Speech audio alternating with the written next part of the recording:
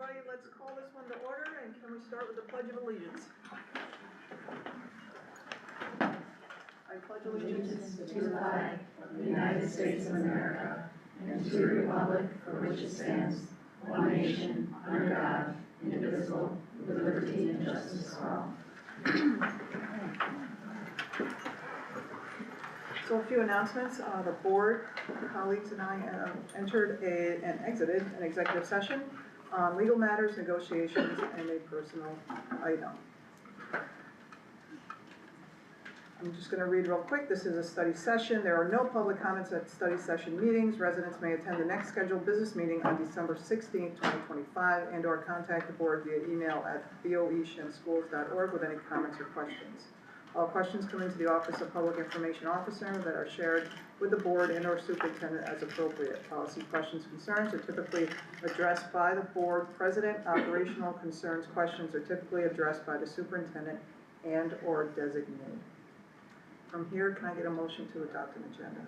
Naomi is first. Carla is second. All in favor? Thank you. Passes, and I'm going to allow Dr. Wilson to, if you just let the students go first. We'll go. Hello. Okay. So. Hi, Eric. Hello. So last week, Q2 has started, and students are already like taking some quizzes, tests, because like Thanksgiving break is next week, so teachers will be trying to finish like their units before the break, because we don't want students to be like taking tests after break. And then Math Honor Society induction ceremony was last week as well. And then this week friendship dinner will be this Thursday from 5 to 7, and chamber orchestra and jazz ensemble will be playing there, so you can look forward to that. That's it. Thank you. Thank you, Eric. Senate?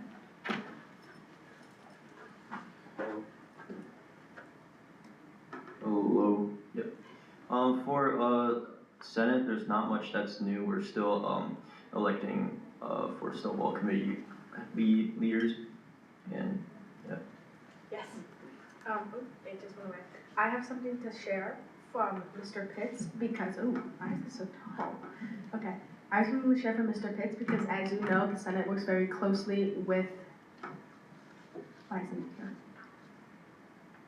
Sorry, wait, give me like 1 second. It like disappeared out of my email. No, I apologize.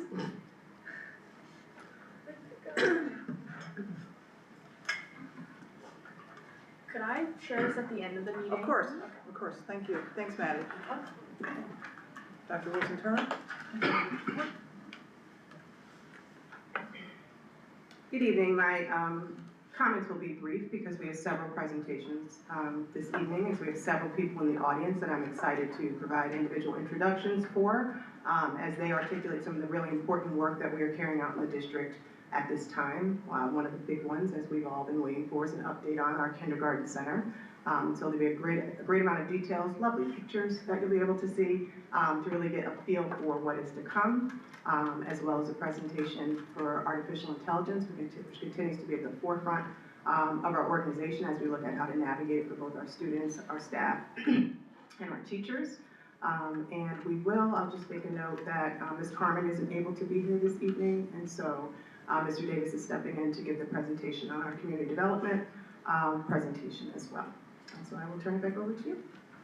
Oh, I'm sorry, I will say one more thing, because it has dawned upon me that Thanksgiving is next week, and that happened really quickly. And so I just want to take a moment to express gratitude to each and every one of you who are here in the audience, as well as those who may be listening at home, and that we all take this time during the season to express and appreciate all that we have and to share with others.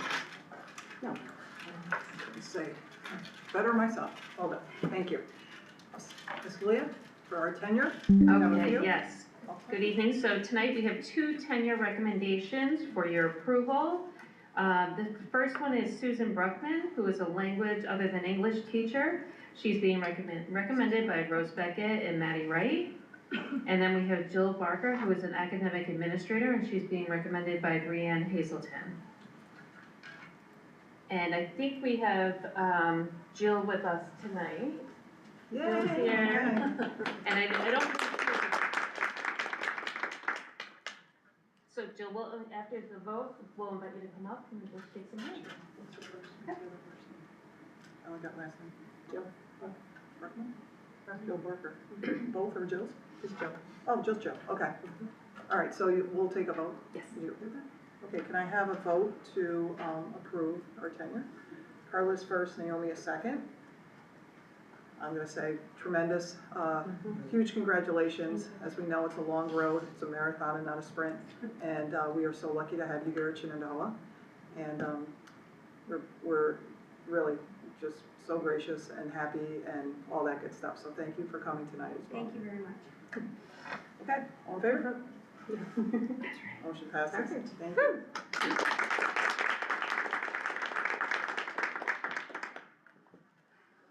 You can just start at either side and just go around the room. Congratulations. Thank you. Huge congratulations. Thank you. Thank you. Very much.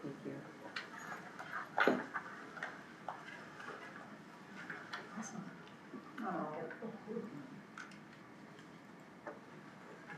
Leading with gratitude tonight, correct? Yeah. Now, I'm going to invite Miss Lauren Gemmel to talk to us about, now we've all been hearing, my board colleagues and myself have been having conversations about our superintendent search. Over the last couple of meetings, you have heard me talk about it, and we've ensued in collaborative conversations about it, making sure that the community knows where we are at. So tonight, we take the next step.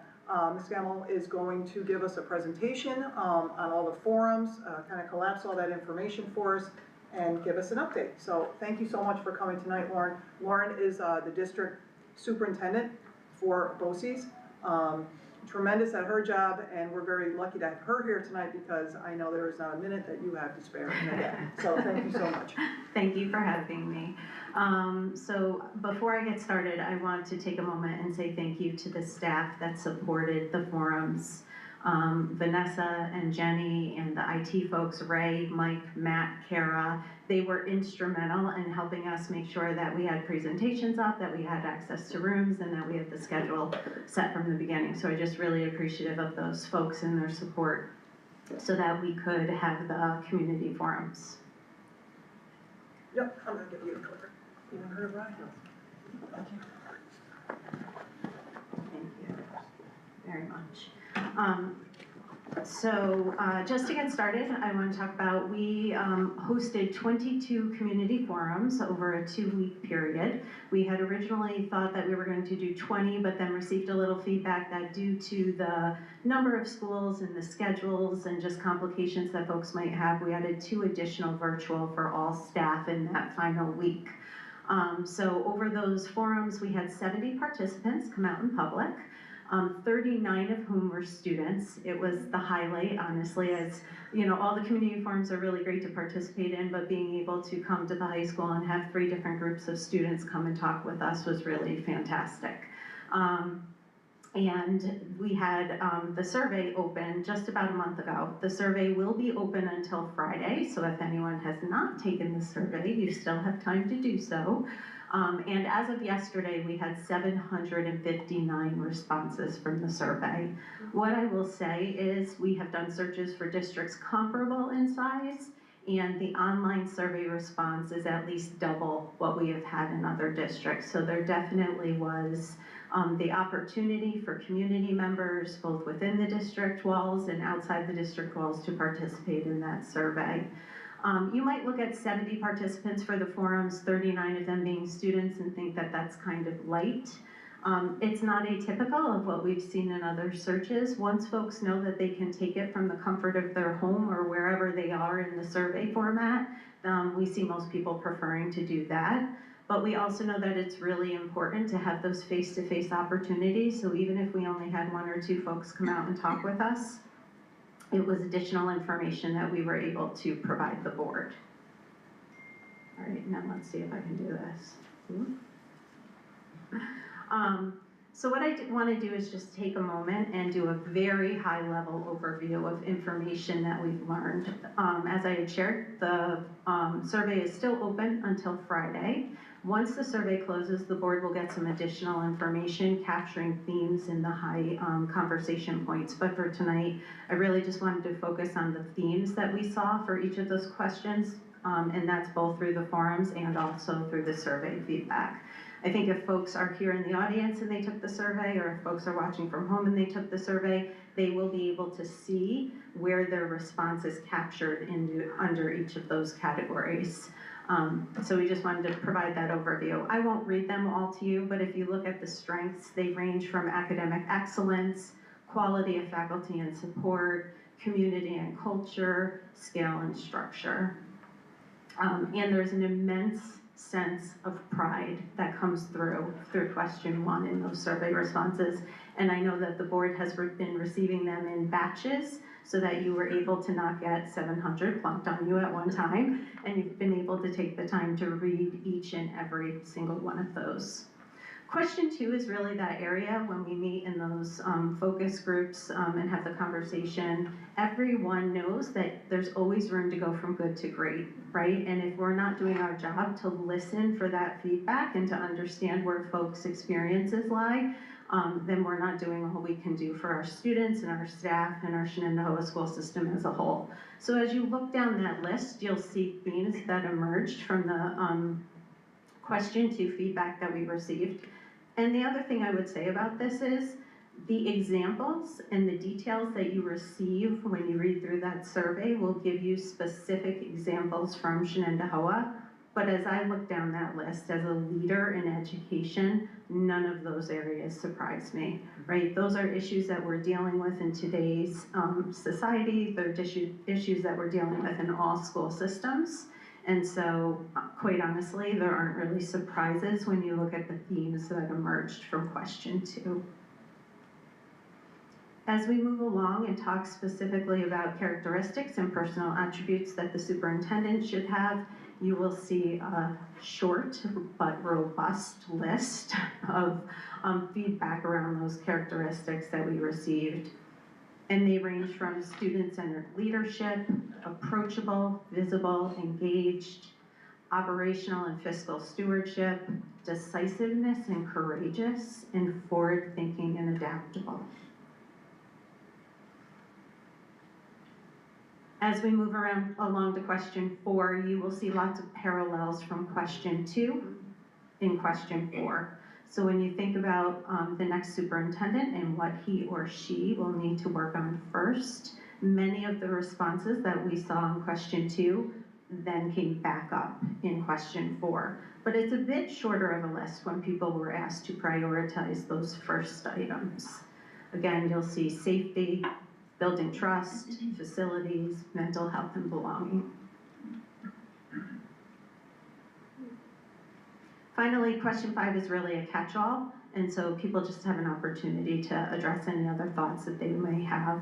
Quite a few thoughts just around leadership and trust in the overall search process, DEI, ideology tensions, policy pain points. That's an interesting one because what I can say to you, and I'm sure the board knows this as you were reading through the responses, the cell phone policy came up quite a bit, right? And so there's just an understanding that schools were compelled to have those policies put in place, and also still a little bit of mourning and grieving the opportunity to be able maybe to have cell phones at easy access at any moment.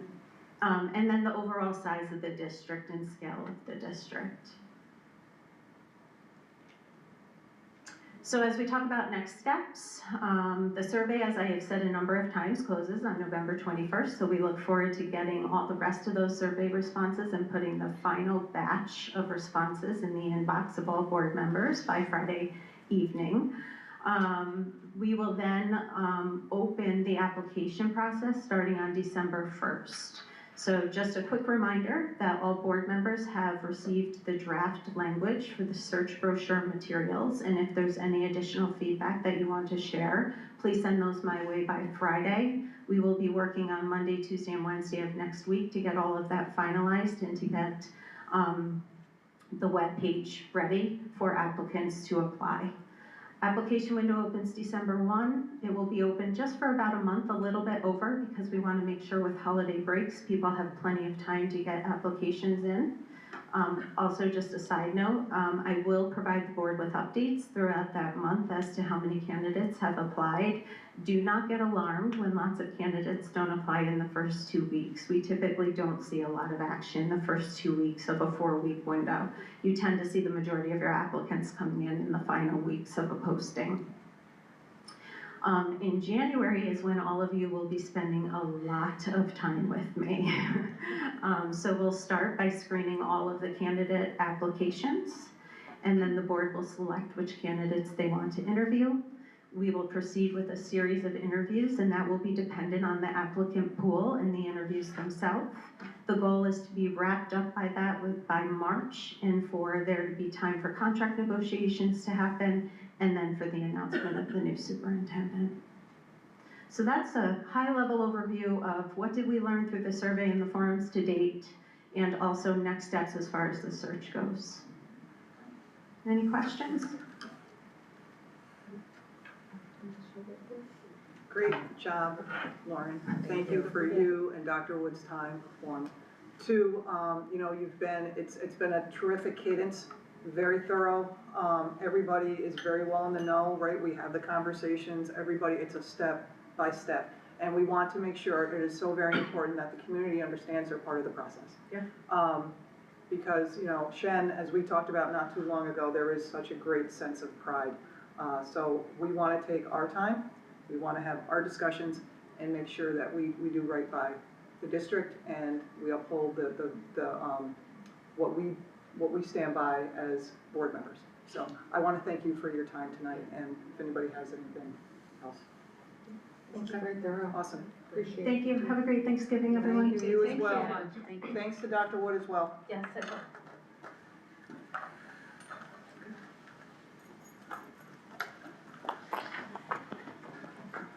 Oh, I'm sorry, you are perfectly fine. Where's she going? She's gone. What just happened?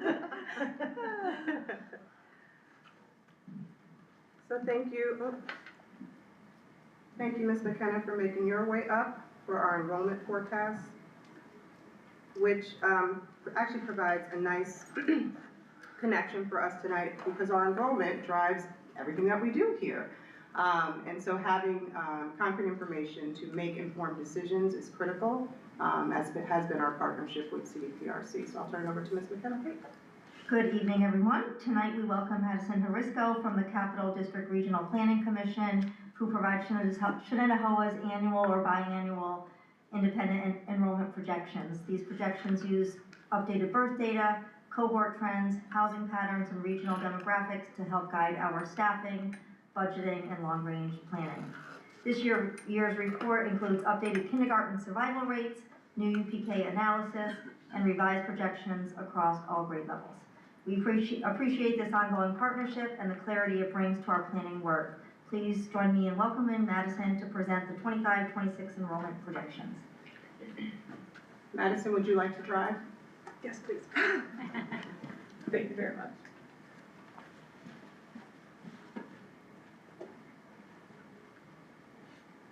All right, good evening, everyone. Thank you for the introduction. Again, my name is Madison Harisco. I'm with the Capital District Regional Planning Commission. I'm their GIS and data analyst, and tonight I will be presenting your 2025-2026 school enrollment projections. For those of you who are not familiar, CDRPC is a regional resource center. We serve Albany, Schenectady, Saratoga, and Rensselaer County. Our office spans a variety of disciplines like water quality, sustainability, economic development, as well as data analysis. Brief outline for tonight, diving into the methodology slightly, trends in birth rates and survival multipliers, a look at the historic enrollment, some housing data, and the enrollment projections, and then taking a look at the actual enrollment for this year compared to what we projected last year.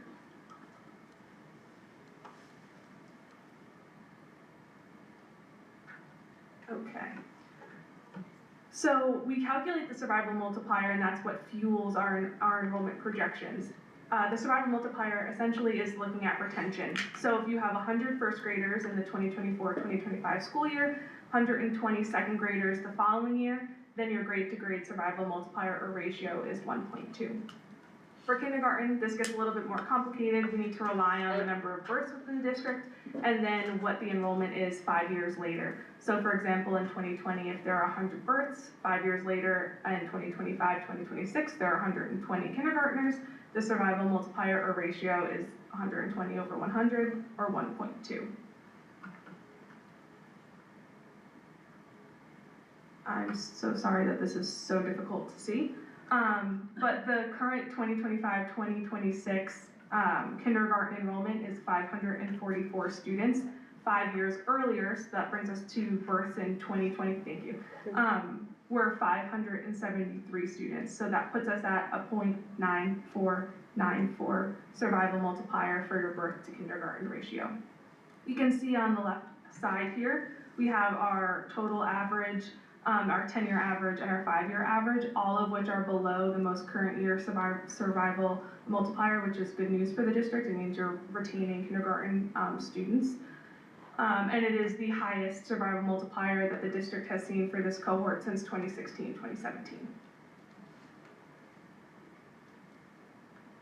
This chart takes a look at the number of births. This is data from DOH, Vital Statistics Office.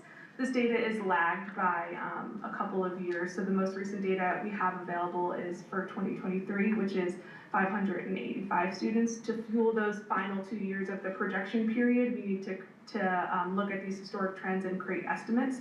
So for 2024, we've estimated about 624 births in the district and then 616 births in 2025. You can see the trend of births have gone down. That's due to lower fertility rates, smaller household size, and this is something we see at the national level as well as the local level. And this is something I've seen across all of the districts that I do enrollment projections for. Taking a look at the historic enrollment within the district,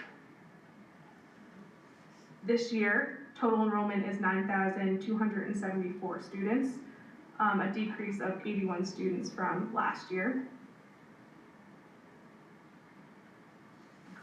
And this chart here takes a look at the UPK eligible population for the district versus the UPK lottery enrollment in the district. You can see slight decline in the eligible population over time, but a steady increase in the UPK lottery system.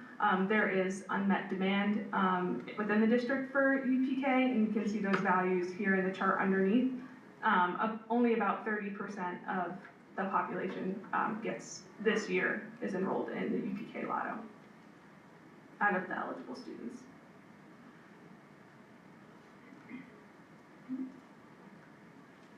Here we have kindergarten enrollment in the district. Again, this year there was 544 kindergarten students, a 27 student increase from the previous year.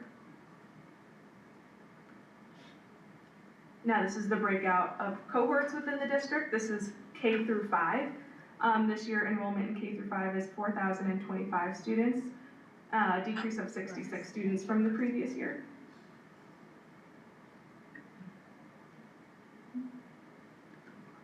Here we have 6 through 8 cohort. This year there were 2,229 students enrolled, a decrease of 61 students from last year.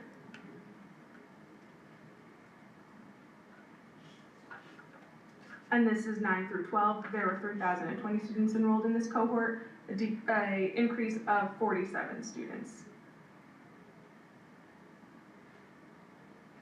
Touching a little bit of housing, these solid bars on the left are the decennial census values for housing within the district, so it looks to get an exact count of housing.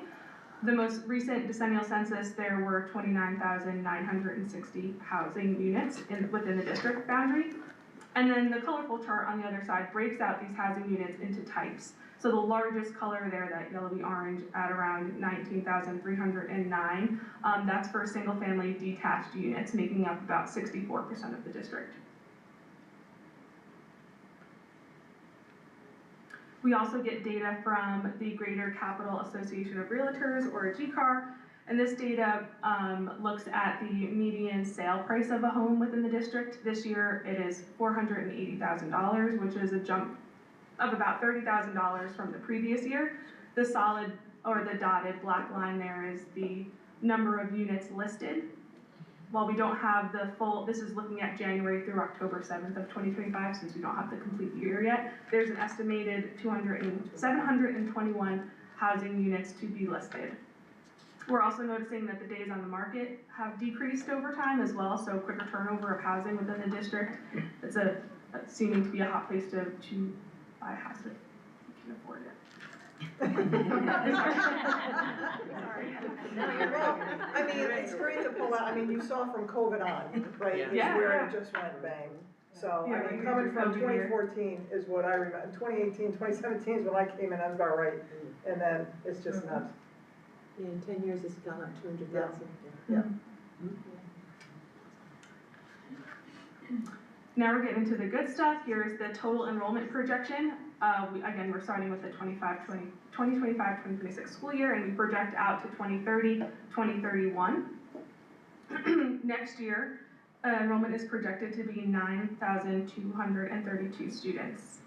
So a slight decrease from this year, and just slight declines on the out years.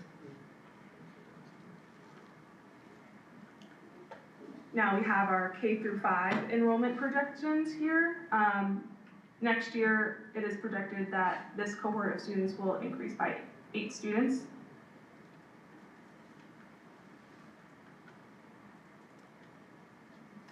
Our 6 through 8 is projected to decrease by 34 students next year.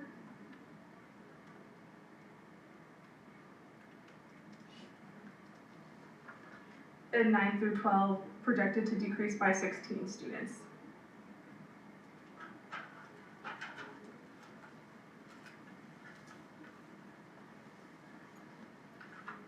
So this chart here, the 2025-2026 school year, is your actual enrollment for this year.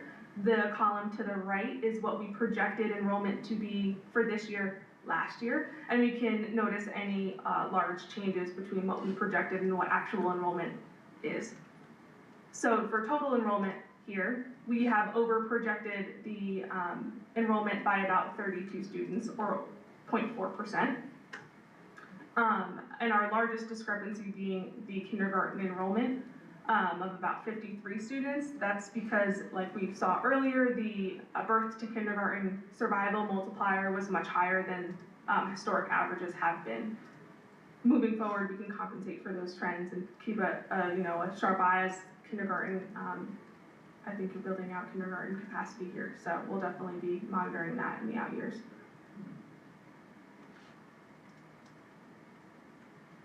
This chart shows the comparison of projections over time. The blue line here is projections from 2023, so showing a more steep decline in enrollment. And then the red dotted line above is the projection from last year. And the current projections kind of lie in between both of these projections, which is always, you're looking at averages here, so likely enrollment will remain between the upper and the lower bounds of the previous enrollment.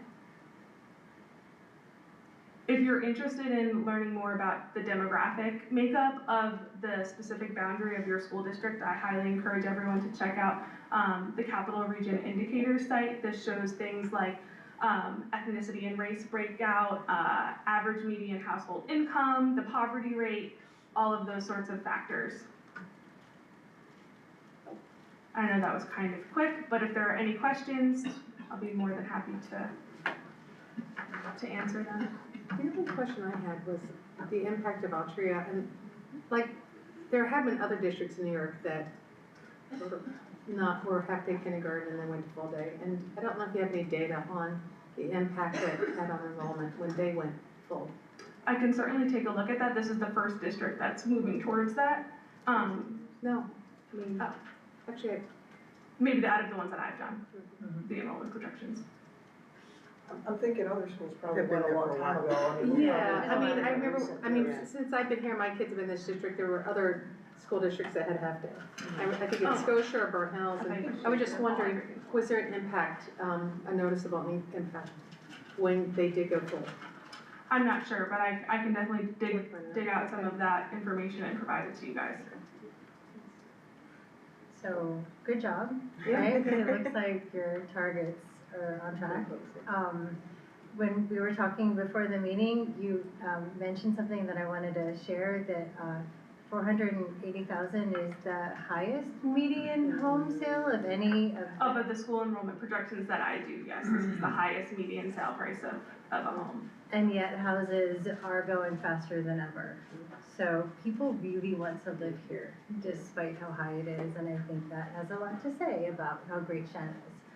And also how crazy the housing market is. You know, I'm actually really glad you said that, because what's not captured here is the resale, so those are just new housing listings, correct? Those are just median All. sale price of all, Of new or all, even All. flipped? yes. Okay, so yeah, okay. I was surprised then it's going down. It seems like they're flying off as fast as they come on the market, but The average days on the average market time on the market is decreasing. it's decreasing, I see. Correct, yeah. Okay. Thank you. Thank you. Thank you, Matt. Thank you. So that takes us to, what are two presentations, that are deeply connected. We thought we would break out the update on 5 Maxwell and our capital projects into a capital projects presentation that will include both the $85 million referendum that we passed last spring, and a construction update on 5 Maxwell, and then a programmatic update on Atria and some of our office spaces that will be moving to 5 Maxwell for the district office and instructional spaces. So I will turn the first part of the presentation over to Ms. Kathy Whitmore-Chase. Good evening. Helping me do this presentation is Kelly Gisbert. She is with Mosaic Architects, and Autumn Freeman, who is our clerk of the works and construction project manager. They fed me all the information that goes on this presentation, and this presentation looks very similar to what we presented for the facilities committee a week or two ago now, I think. So kind of what Cecily just mentioned, we're gonna cover both of those projects with this update. Do you want to drive? Do you want me to drive? Doesn't matter. So, the $85.5 million referendum was approved last year, if you recall. Well, I say last year, last school year, on May 20th of 25. We expect there to be at least 4 phases, most likely with this project. Summer of 26 is going to be phase 1, and then 2, 3, 4 after that. We'll also review the 5 Maxwell timeline and logistics planning. So phase 1, we wanted to prioritize the air conditioning at both the middle school and high school west, because those 2 buildings are the only 2 that do not have air conditioning. As you recall, the last projects we did, we put air conditioning in the elementary schools. So we want to get the middle school, high school west up to speed. High school east does have air conditioning, so trying to get everybody with air conditioning across the district. We're starting with probably about 80% of both of those buildings, addressing some of the large meeting spaces and most of the instructional spaces. We're working with infrastructure that had been built when those buildings were built way back when, similar to the elementary schools. So taking advantage of what was provided, building upon that to build out the air conditioning. This is going to be done in 2 phases, with the 20% being done the summer after that, starting, but in both cases, the air conditioning will probably take 2 years, 1 year to build, the second year to commission. So let's say 3 years in total for both of those areas in those buildings to be air conditioned. Phase 2, as I mentioned, the remainder of the spaces at middle school and high school west.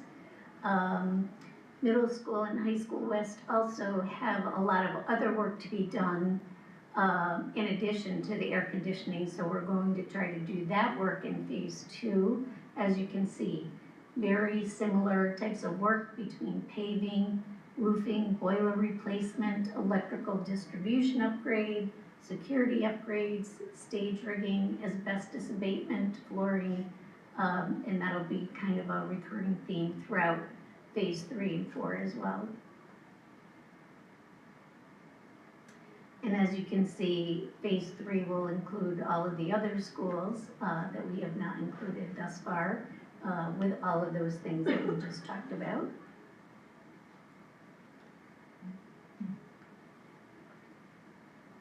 High School East also will be addressing a lot of those things in addition to HVAC updates, but we're also going to be looking at stage rigging at the main and little theaters, PA system upgrades, some additional work in the conversion of the locker room space to an entertainment production studio. That ought to be exciting. More to come on that as those get designed. We're also going to include in phase 3 and beyond, we talked about the CTE and robotics space. That is yet to be designed, but that will be an ongoing project of work that the architects will be working on. And also transportation in desperate need of paving, but we need to include the infrastructure for the EV buses as well as a generator.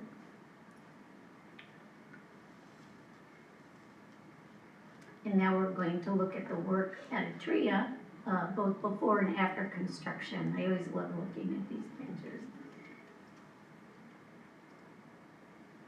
So I was going to say, I think Augie took most of these pictures. You might want to describe what we're looking at for these.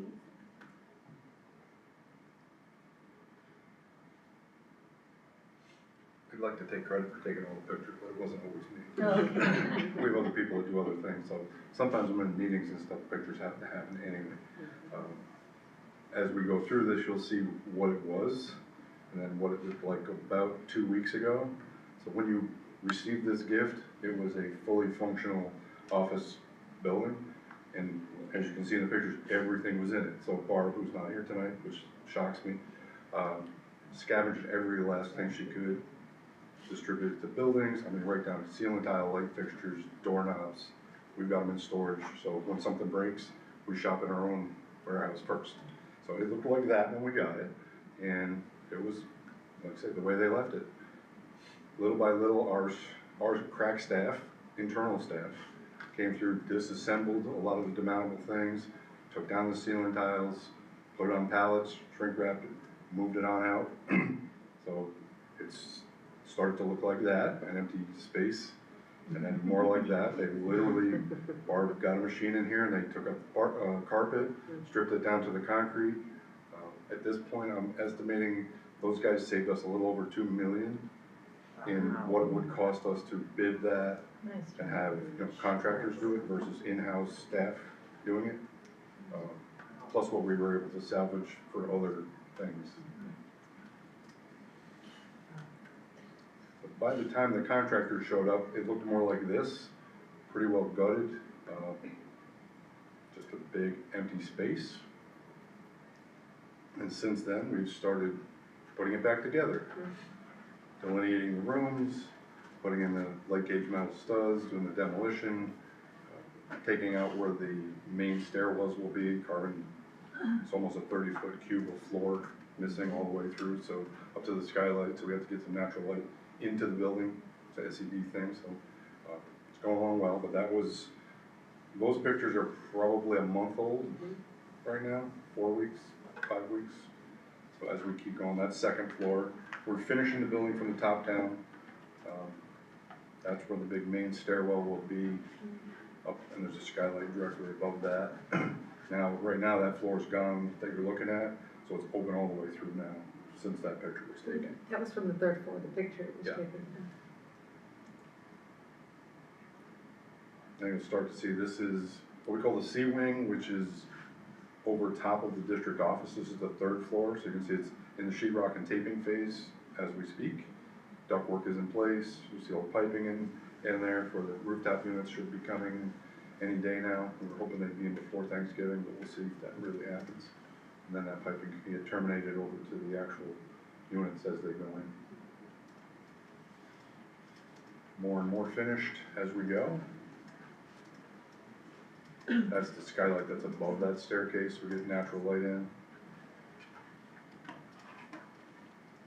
This is 3rd floor, main classroom floor. You can see where it dives in and out, they call them porches, am I correct, Callie? Yeah, that's right. The porches, each classroom has a porch. We call it the indent because we're not that fancy. When we tell the contractors, you know, the indent, in there. But each one has their own little divot. That will serve as a display area. Right, I think is how the design is intended, right? So each classroom has like that space where, you know, how elementary schools put up their little pictures with every kid's name on it. It'll have a dedicated space for each classroom doorway, You'll for see that front porch. the different sheetrock on the bottom. You have ceramic tile in this building from chest down. It wears better because kids like to lean against the walls and things like that. So it's going to be ceramic tile from here down. So that's why you see the different material in the first 4 feet. That's your new roof. It's got a brand new roof on it already. Everything's been replaced. That's that skylight from above. That's where the air conditioning and the generator will go. That's your new boilers. All the new boilers are already in. Heat exchangers are in. Some more of the 3rd floor, door frames in place. More 3rd floor. We finished it from the 3rd floor down because what we don't want, as the building gets finished, you don't want them lugging things through finished work. So I don't want them finish the 1st floor and have to drag everything through it to go to the 3rd floor. So we'll finish from the top down and then work your way out to the parking lot and go away. That's the big retaining wall that's on the 5 Maxwell side, where the parent drop-off is in that curve, inside that curve, and that will be a ramp that comes up to the front door. They're pouring that. It's mostly poured now. And that's how your parking will lay out and all of your, see the parent drop-off, the bus loop. The parking on the upper left is the facility, or the district office. I say facilities because it's Barb's. We call it Barb's parking lot. That will be the DO parking, and I think it will work. It's got a good shape to it.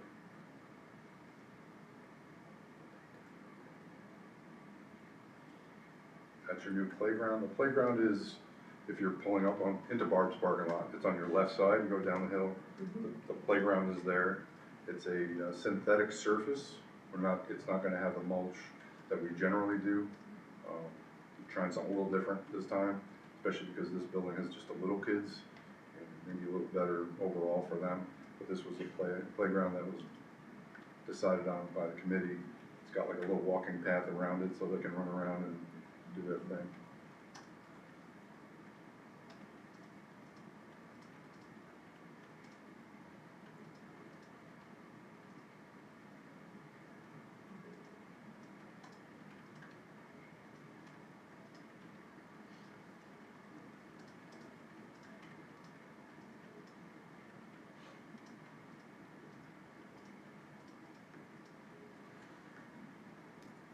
So what you don't see is all the painstaking decision-making.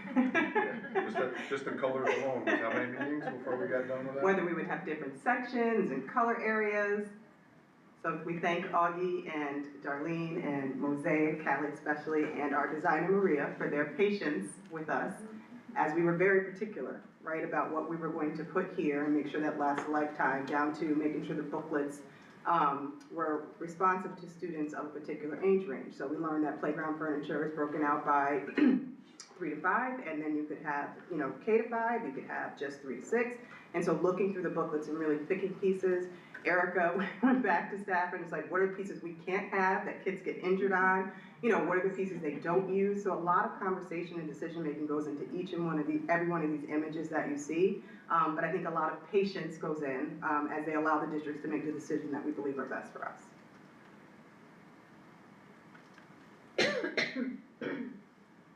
far as the timeline goes, at this point, we are still on target for moving in the summer. Kids are here right after Labor Day, and we're good to go at this point. Major decisions have been made. All of the larger things that usually pop up that bite you have already come and gone. So now it's a matter of getting the things here, finishing. Like the generator was delivered yesterday. The cooling tower should be within the next couple of weeks.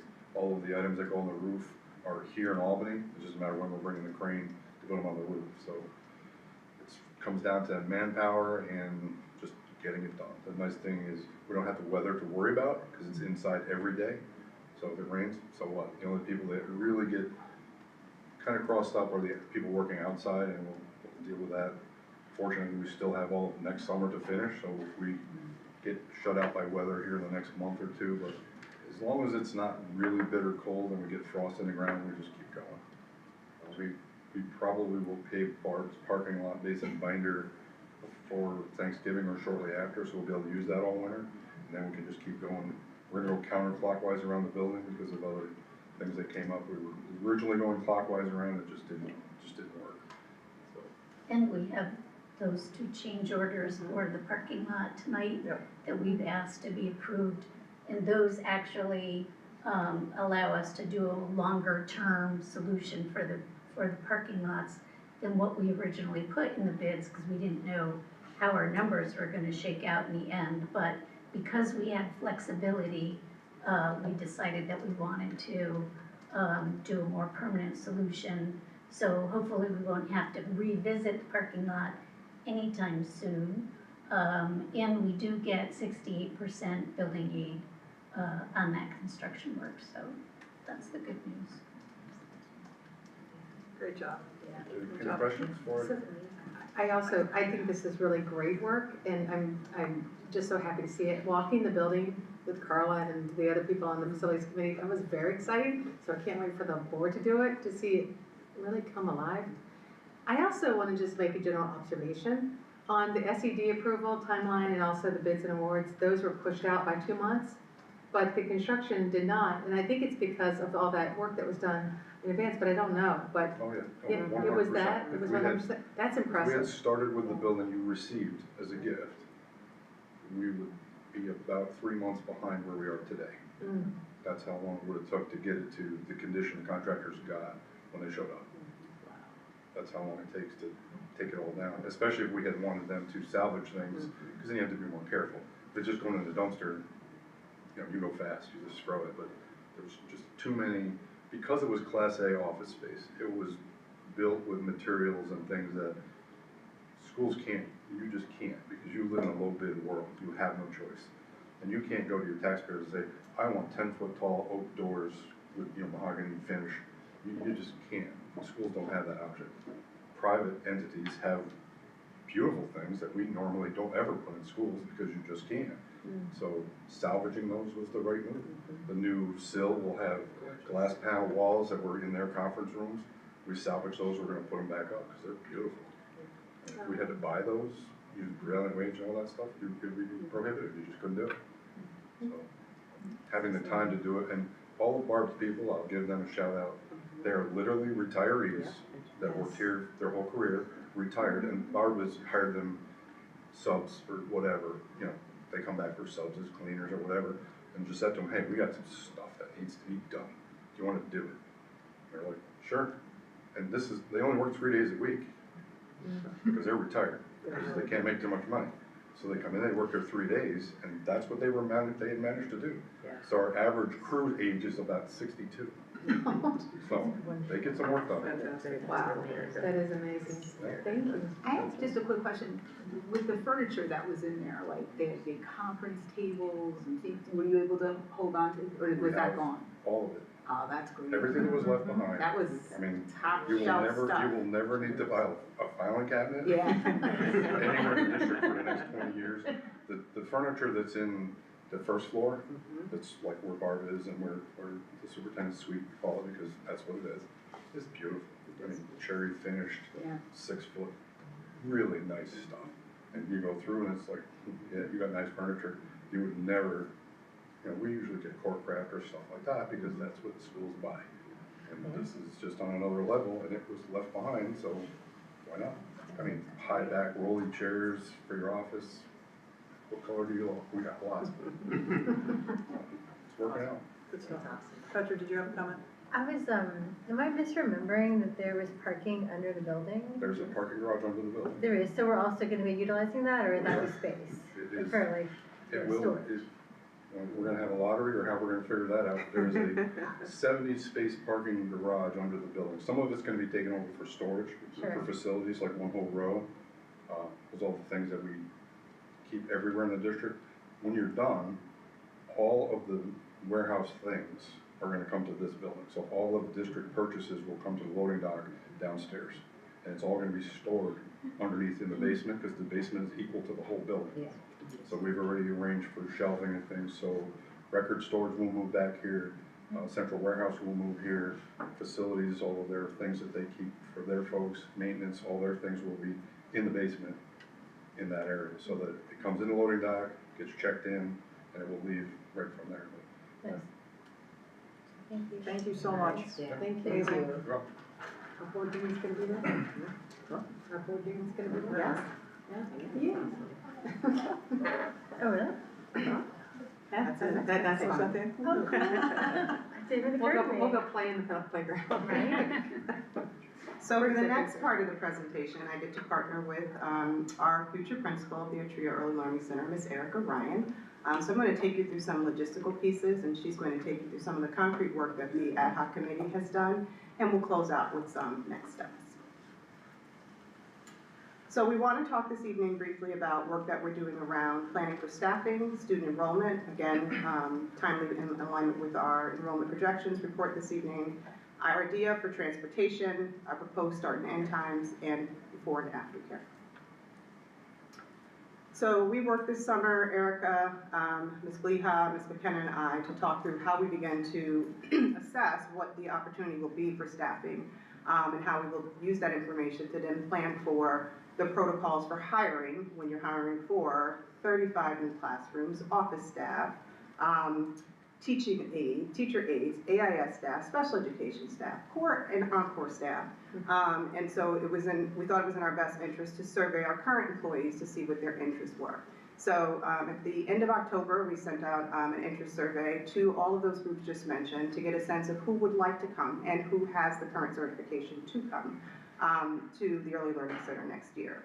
And in response, we had 35 core teachers who were interested, 10 of our unified arts, that's art, music, library, and I think we got one PE teacher in there, and 45 teachers who are able to teach our academic intervention services, special education service, or our related service providers, our speech pathologists, our school psychologists, counselors who express interest. So we'll be able to start with some internal interest and then match that to what we still need to fill for external entrants. And I want to be really transparent in that the goal would be to have, yes, a well-established staff who's aware and informed about the history of Shenendehowa and what our expectations here, but we also look forward to this opportunity to sprinkle in brand new folks to Shen who bring their early learning expertise and excitement to the work. And so this interest survey gives us a great starting point for developing those protocols so that we are well prepared to hire fully for the building's opening. At the same time, we developed an enrollment interest survey working with the Student Learning and Data Accountability Office to say what would be helpful for us to try to anticipate what our registration numbers could be as we try to, again, plan forward for the building. And so every year we do, in addition to the presentation you saw tonight from CDPRC, we also do our census for our families in our community. And so our last census was actually last year. And so SLDA office, led by Sarah Schneller, were able to call that census data for our age-eligible kindergarten students. We've identified 700 age-eligible students based on that census over a year ago. We recognize, as we saw, Prince Clifton Park is always evolving, and so that number may shift, but that's the number that we're working on. We recognize that a certain percentage of our families will choose other options than sending their child to full-day kindergarten, but we wanted to have a sense of where that interests were. So this data was pulled probably Wednesday of last week, and at that point in time, we had over 400 people complete the survey and 399 families express emphatically yes, that they are registering their child for full-day kindergarten when it comes. To the right there, you'll see, and hopefully you may have seen on Facebook, an advertisement that came out of our communications office, letting families know that this option will be available for them next year, driving families to that interest survey and increasing our numbers. And we were excited to look at the analytics because we love data. And so Brooke was able to see that this was put in front of 29,000 people and drove hundreds of people to take a look at the survey and ultimately fill it out. And so it's one piece of the things that we'll talk about in terms of a communication campaign to keep Atria at the center of our community's interest and focus so that we get as many students registered as early as possible. We are still in discussion about our special education enrollment planning, and I want to be very intentional about what I say here. We are pretty clear that our MOVE program will remain at Tisago because of the needs of that particular population and the specific resources that are a part of that program, the different spaces that are a part of that program. But we are looking at our other special class programs, our ISD, our FSD programs that are completely self-contained, and looking at the benefit it will serve to them to have a transition to an early learning center, a transition to an elementary school, and the opportunities that it will present for them to be a part of a larger kindergarten community. And so we'll continue to weigh those things in conversation with staff and families to make the best determination of our programming, but our goal is to have as many of our kindergarten students all together in this beautiful space as possible. So transportation has been a conversation in the works, I think, long before I sat at the table. I think as soon as they got this building, they started to figure out how are we going to transport the number of new students that we expect to see come through as a result of full-day kindergarten. And so what we ultimately have landed on for our recommendation is that we will use a shuttle system for our on-campus schools. So that's what we call North and South, Tisago, Scano, Arenda, Carrigon, and then Aranjan and Shattuckon are on-campus schools who have an earlier start. Our goal is to have our K-5 students get picked up at their homes just as they would if they were going to first or second grade, ride to their school zone or their zone school, and from there they will transition to what we're calling a TRIA shuttle bus, and it will be just for the kindergartners to get on that shuttle bus and then go to a TRIA. And so I want to say thank you publicly to Belinda and to our elementary principals with Erica's guidance and leadership to talk about what does this really look like. So we can say on paper, we can pull this off. What does it mean to have a shuttle of kindergarten students? What staff will we need? How do we logistically lay out where those shuttle buses go? And so the elementary principals took time to really think through what this could look like, what staffing we would need, and how they would transfer students both at arrival and dismissal time to support the determination of what our start and end time could be. So that's for our on-campus schools. And then Belinda's really proud of these little pictures that came up because once upon a time, that's how kids knew their buses, was by different animal pictures to help them to remember the 98A or whatever their number may be. So there'll be the Fox bus along with that number. So for our off-campus schools, remember they have a different start time, or a later start time, and that's Tango and Octave. Those kindergarten students will ride separately from their 1st through 5th grade siblings if they have them, and that bus will go directly to a TRIA because of the difference in times. I can't have a shuttle bus sitting at a school where school hasn't started yet, and so as a result, they will have direct transportation from their home to the school, and thus the arrival times will be slightly different for kindergarten and arrival and dismissal times, really I should say pickup and return times will be different for kindergarten, 1st and through 5th grade. So those are some of the things that we're navigating. This resulted in cutting the number of buses and drivers we would need in half in order to ensure that we were able to transport students as consistently on time as we possibly could. So once we were able to establish transportation, then we could say with some degree of confidence, if we can transport in this way, this is what our school schedule would be. So you'll notice that the kindergarten schedule is a slightly shorter schedule to allow for that transition to their home school and then to a TRIA. And also recognizing this will be the first time that our students are in one place for an extended period of time. So it will still fit in the required hours for New York State Education Department, but our school day will run from 8:20 to 2:15, which will allow for the arrival and dismissal for our students. We started conversations this summer with the YMCA program because they offer Y time before and after care in our elementary buildings for students in grades 1 through 5, and asked would they be able to provide before and after care on site at Atria for our kindergarten families.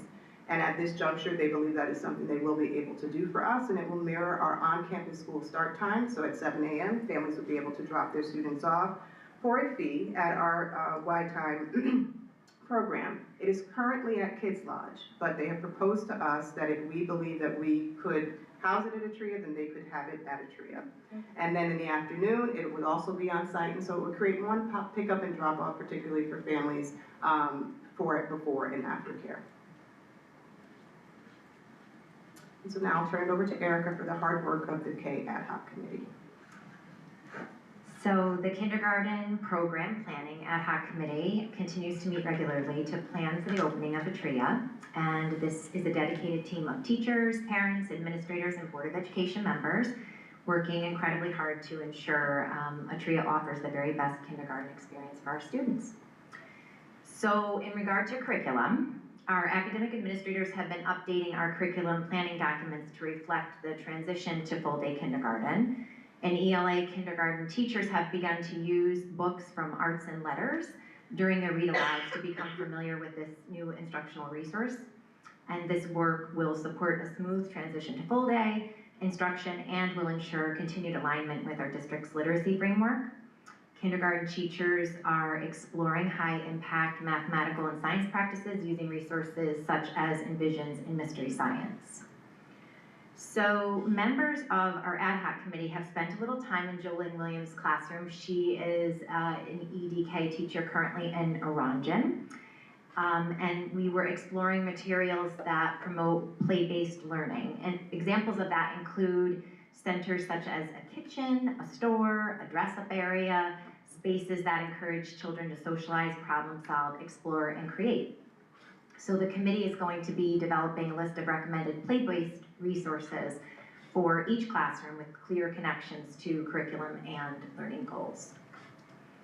And for professional development, we are committed to providing targeted, responsive professional development to ensure that our teachers feel confident as they transition to a full-day program.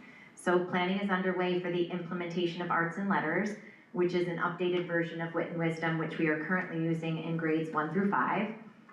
This supports the science of reading, and it will maintain a strong alignment with grades 1 through 5 curriculum.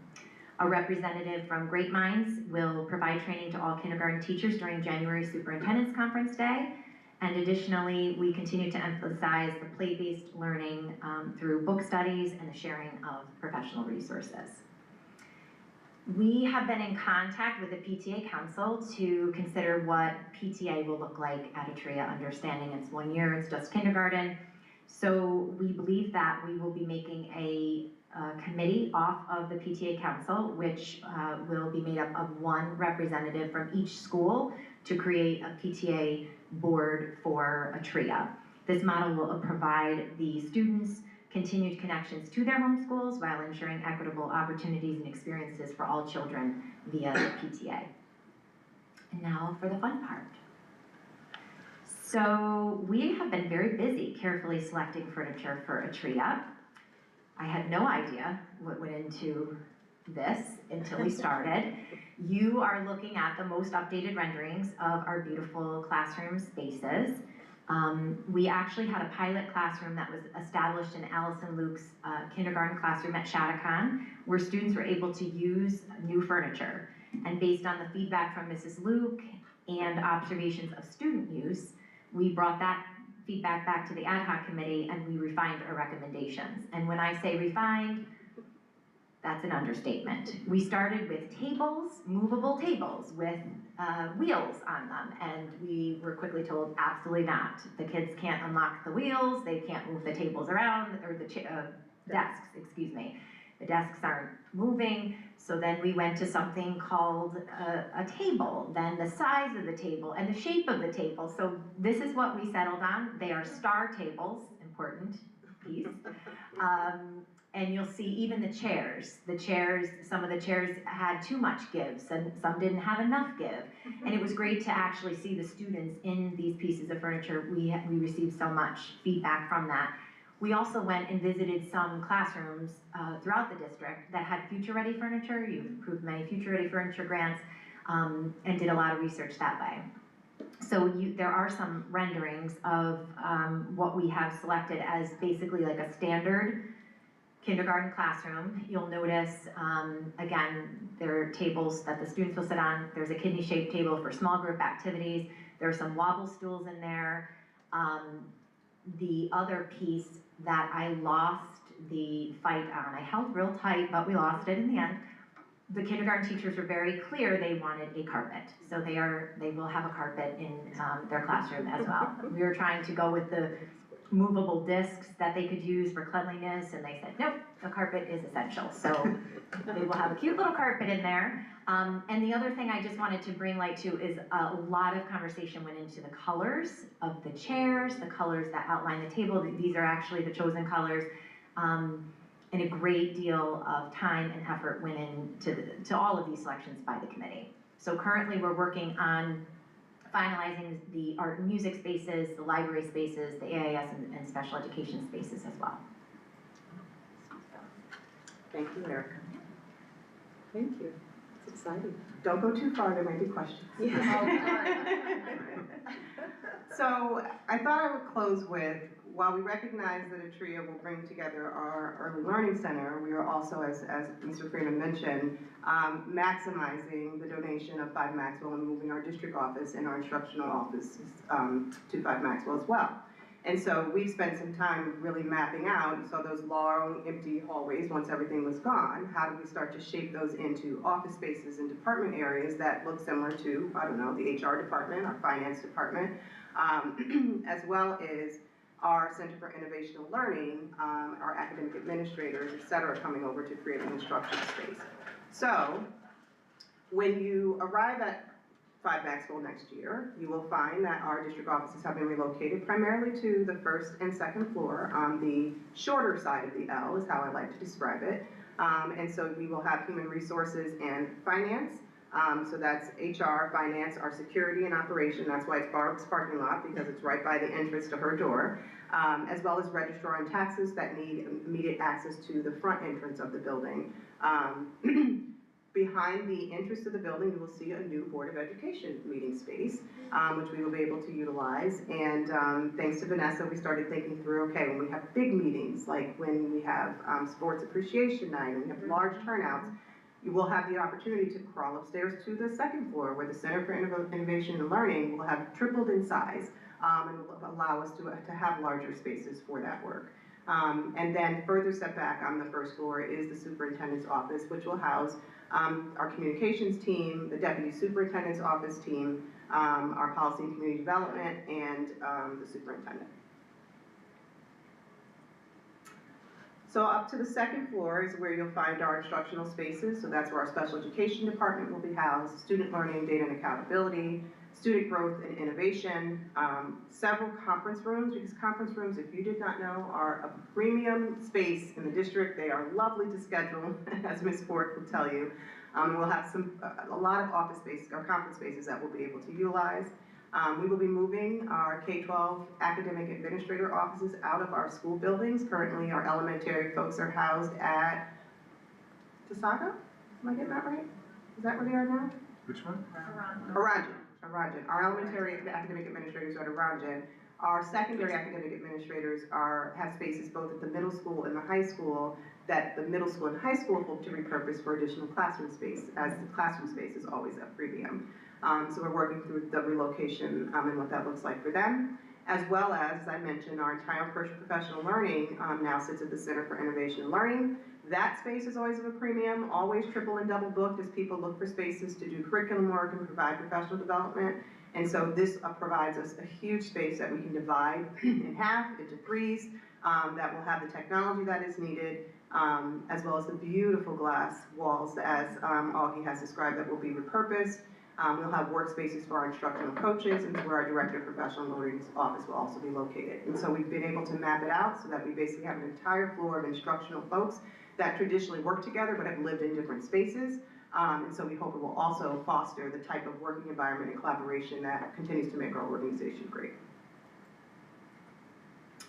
And as was mentioned, we have a full basement, the length of that building, and so we will be able to relocate and honestly save a great deal of money by housing our central warehouse in this space, as well as storage for food services, instructional materials, furnitures, and records, as well as maintenance and grounds, parts and equipment. So there'll be some storage both in the basement, but also in some of those parking lot spaces that we brought up.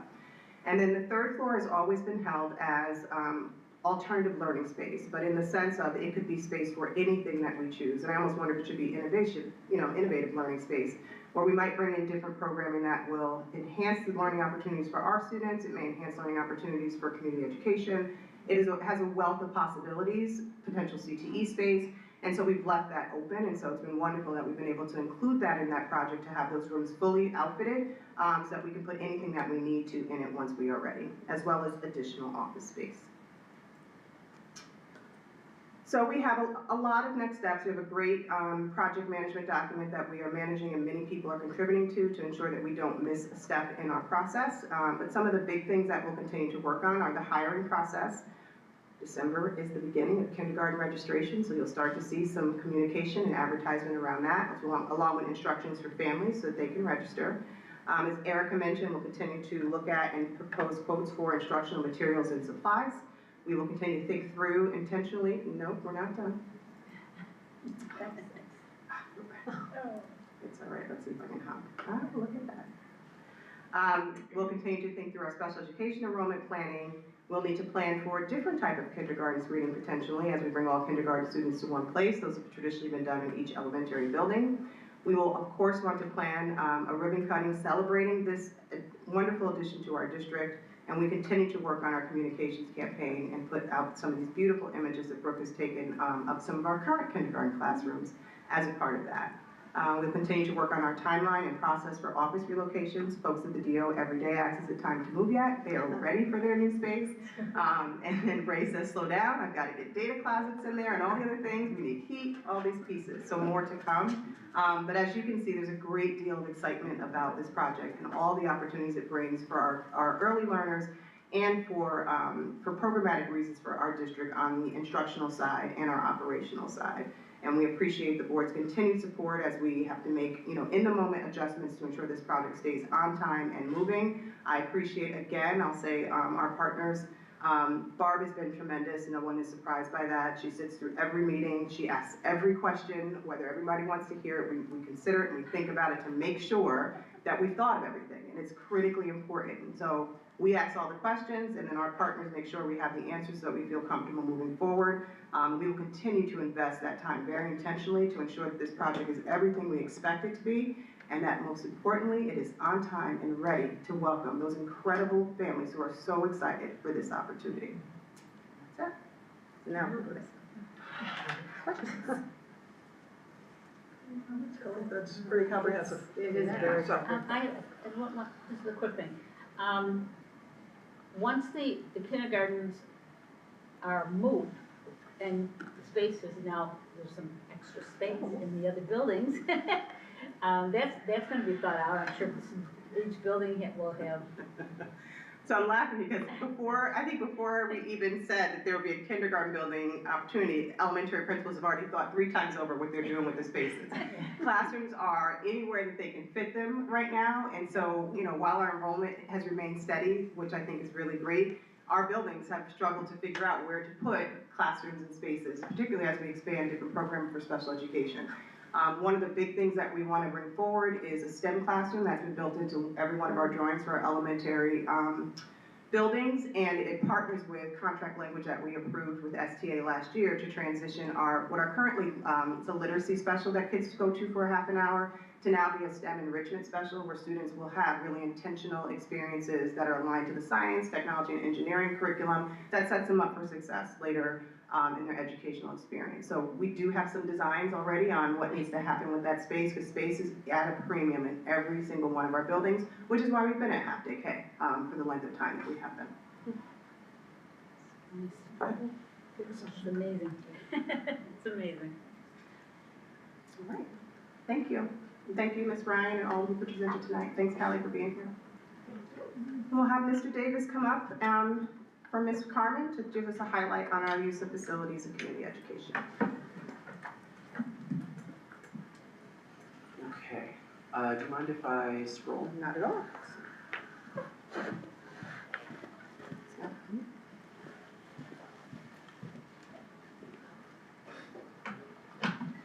Okay, I am pinch hitting for Becky tonight, so if there are any questions I cannot answer, I will certainly ask Becky once she is back in the office and get some answers out if that is necessary. So tonight, there's 4 key things that we'll discuss as part of this presentation. First is use of facilities. The district recently rolled out a new facilities reservation system. We have some data to share about the thousands, probably even up in the tens of thousands, facility requests that have taken place over the last year. I'll provide an update on community education, which primarily benefits parents and community members through after-hours courses and offerings that are taking place within the district. I'll talk a little bit about the Shen Community Fair, which is actually something I'm well versed in, having co-planned it with Becky, and then I'll give an update on the Bountiful Backpack program. So first, I want to highlight the use of facilities. So this is managed out of the Community Education Office that Becky oversees, and we recently rolled out the ML schedule system, which has really transformed how people request and use space within the district and how we're able to monitor and track it. So this system is used for both in-district and out-of-district facility use requests, and it helps us to better track things like training sessions, the need for custodians, and which school and community groups are utilizing our spaces. So this data, and I'll blow this up a little bit so it's a little bit easier to see, shows you the number of facilities requests throughout the last 12 months. So as you can see, there are thousands of requests each month, with July being the largest number, and that has to do with summer use of facilities. So whenever any program is using a building, including our own summer school program, summer literacy, Mila Kramer and her team go in and put in a facilities request so that we know exactly which spaces throughout the district are being used at any given time. So again, throughout the course of the year, there are well over 1,000 requests per month for all of the different spaces that are utilized across the district. So switching gears to think a little bit more about community education, we offer a variety of programming through the Community Education Office, which increases opportunities for parents and students to take classes outside of the regular school day. So Becky wanted me to highlight our partnership with the Clifton Park Half Moon Emergency Corps. They hosted a course titled Empower Your Family, CPR, the Heimlich Maneuver and Narcan training, which has been very popular this year. And I've just got to go to my notes here because I want to highlight a few other courses that the Community Education Department offered this year. These courses include painting, cupcake decorating, Italian lessons, novel writing, knitting and crocheting, gardening, beginner bagpipes, sounds awesome, and the Clifton Park Half Moon Emergency Corps course that I mentioned before. We also offered parenting classes, including how to parent a child with ADHD, support for single parents. We offered self-defense training, some aquatics programming, open water scuba was very popular this year, and the list goes on and on. So the Community Education Department offers a variety of programming, and Becky did want me to mention that we are still working on restarting driver education. There's been a lack of available qualified instructors in the last several years, and that's been something that's been afflicting multiple school districts throughout the region, not just Shen. But there are private opportunities available for families that are interested in that. All right, so a little bit of data for you on those community education courses. So in the fall and spring, there were about 60 courses offered on average, and in the fall, about 900 registrants and over 600 in the spring.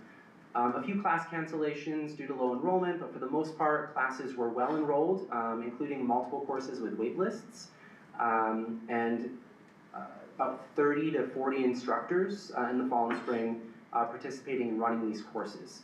98% of the payments for these courses were done online using a credit card, which is something that can be done through that ML scheduling system that I mentioned previously.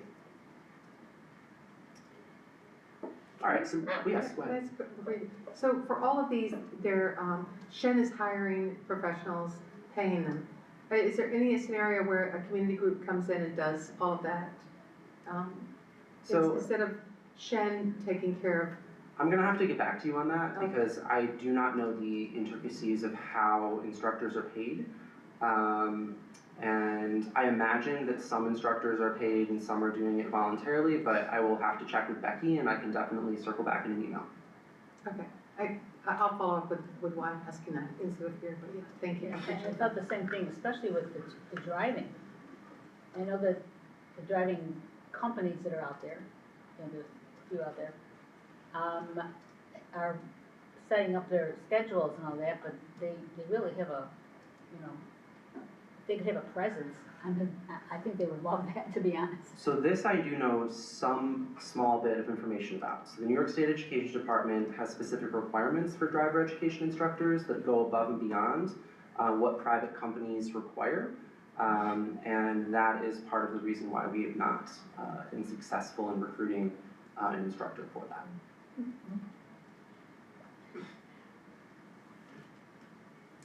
All right, so, but again, I'm happy to ask Becky for additional information on the payment structure for community education instructors, and I will follow up, or she'll follow up directly in an email about that. Okay, thank you.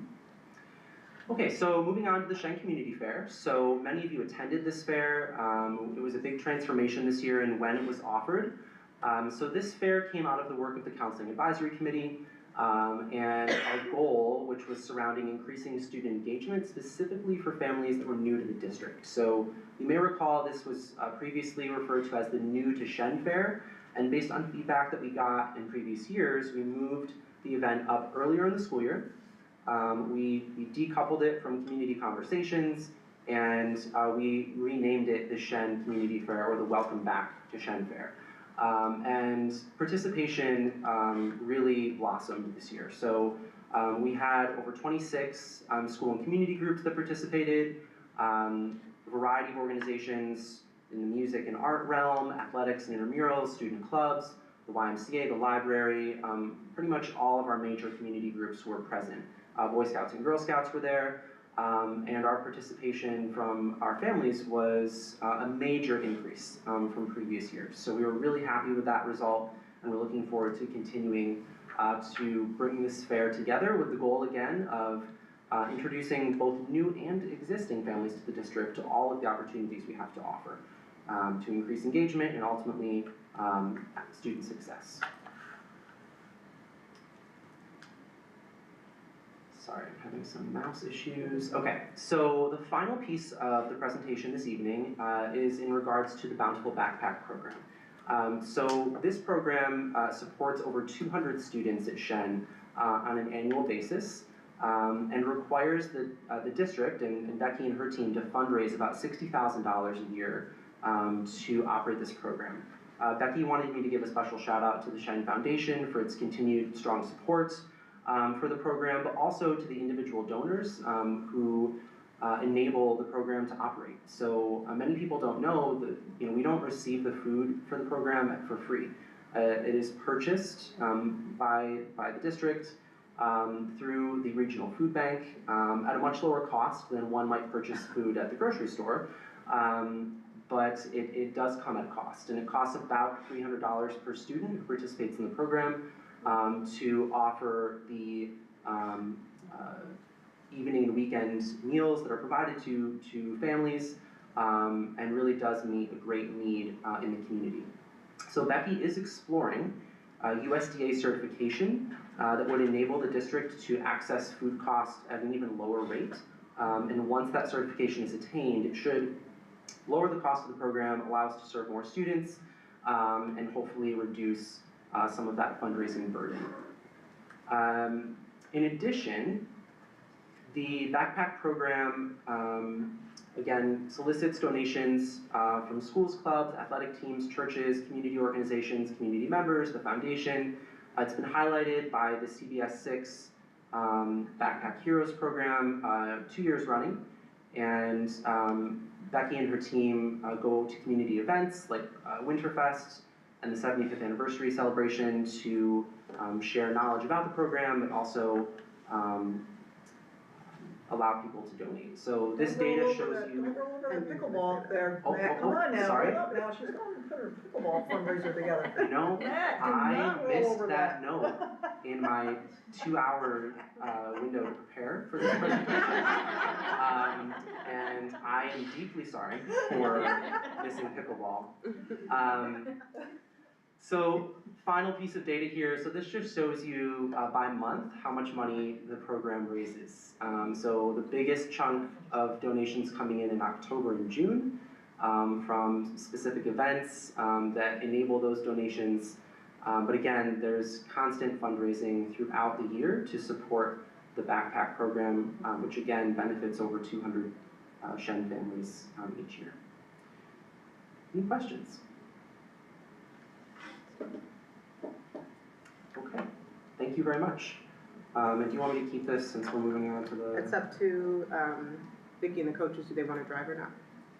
Well, Matt's helping with this as well. Okay. But yes, we would love to drive. Thank you. Hello. Hi. Good evening. I want to have the coaches take just a minute and reintroduce themselves to the board members, since it may have been a while since they were here. Good evening, my name's Amanda Larkin. I'm the K-5 instructional coach for technology integration. Hi, Ben Early. I'm the instructional coach for innovation and technology K-12. Hi everyone, Vanessa Kramer, 6 through 12 instructional coach. So this evening we are here to give you an update on artificial intelligence here at Shenendehowa.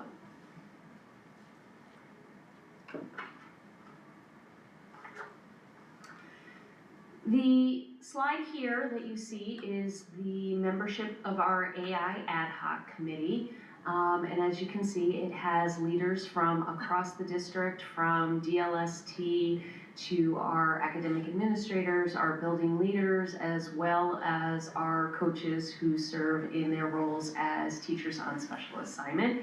We also have our district data specialists from Sarah's office in student learning and data accountability, as well as human resources are represented on this team.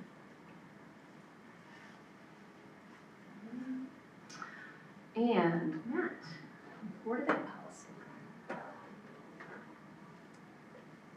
All right, I'm just going to speak briefly about BOE Policy 8272 that was developed to support the rollout of the use of AI in an ethical way for both students and staff.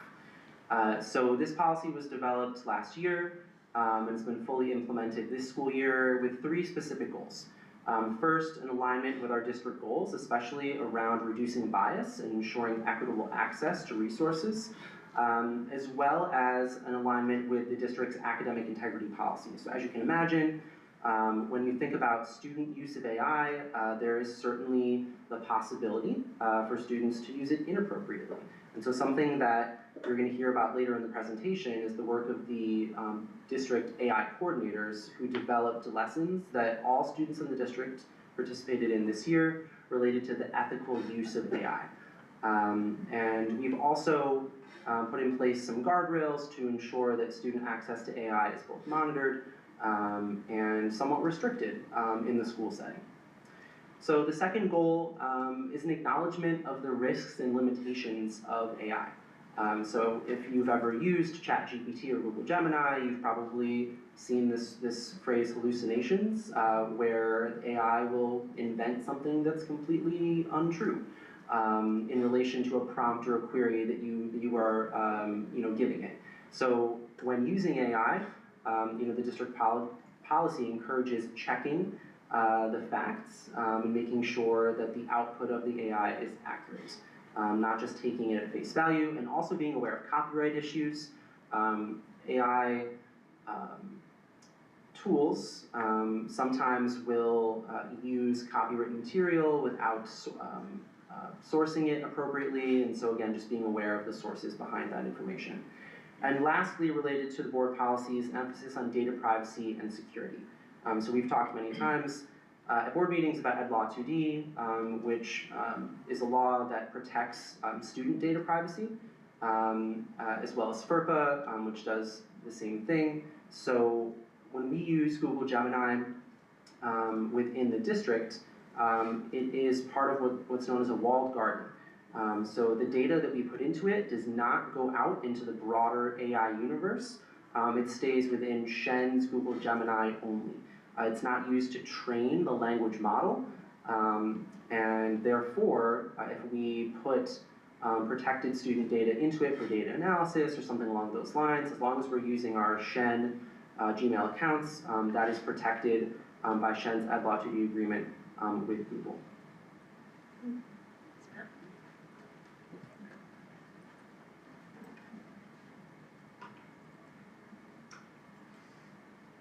Sorry, I'm having a rough time with this But you know mouse. what, Vicki, maybe that would help. All right, thank you. So what you see here is actually a slide that, if you saw the presentation that was done in January of last year, you've seen already. Because the AI Ad Hoc Committee built out an AI at Shen website. And this site is built, it's ready to go, but it's not live. And the reason is that when it was built, we were anticipating the launch of the new district website and felt like it would be appropriate once that had launched to then launch the AI website. But to give you a little bit of an overview of what's contained in this is it has sections for students and families. It has sections for teachers and staff. And on this front page, as you scroll down, it gives definitions of what artificial intelligence is. It gives a framework of how we've approached our work, which is studying and researching, assessing the key values, looking at how AI can be utilized within the Shen learning framework, really thinking about the ethical dilemmas within AI and making studied decisions, and assessing our decisions and making sure that we're doing communication on all of these pieces.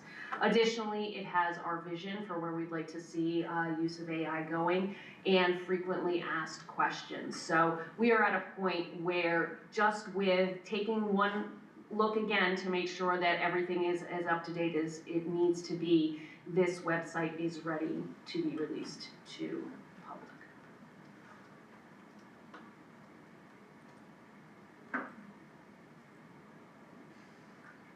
I don't know why I'm struggling.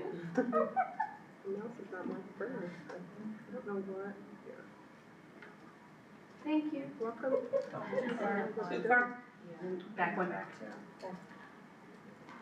Oh, this one, yeah. There we go.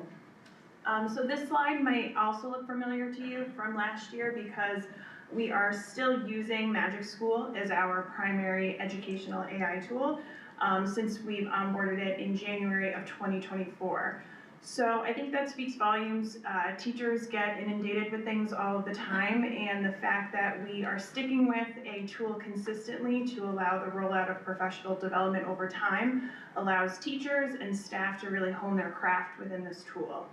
And we just wanted to highlight again why we've continued with Magic School.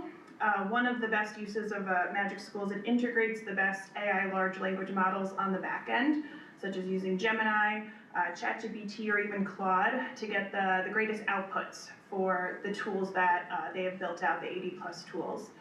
Magic School also simplifies the creation of their generations using drop-down filters.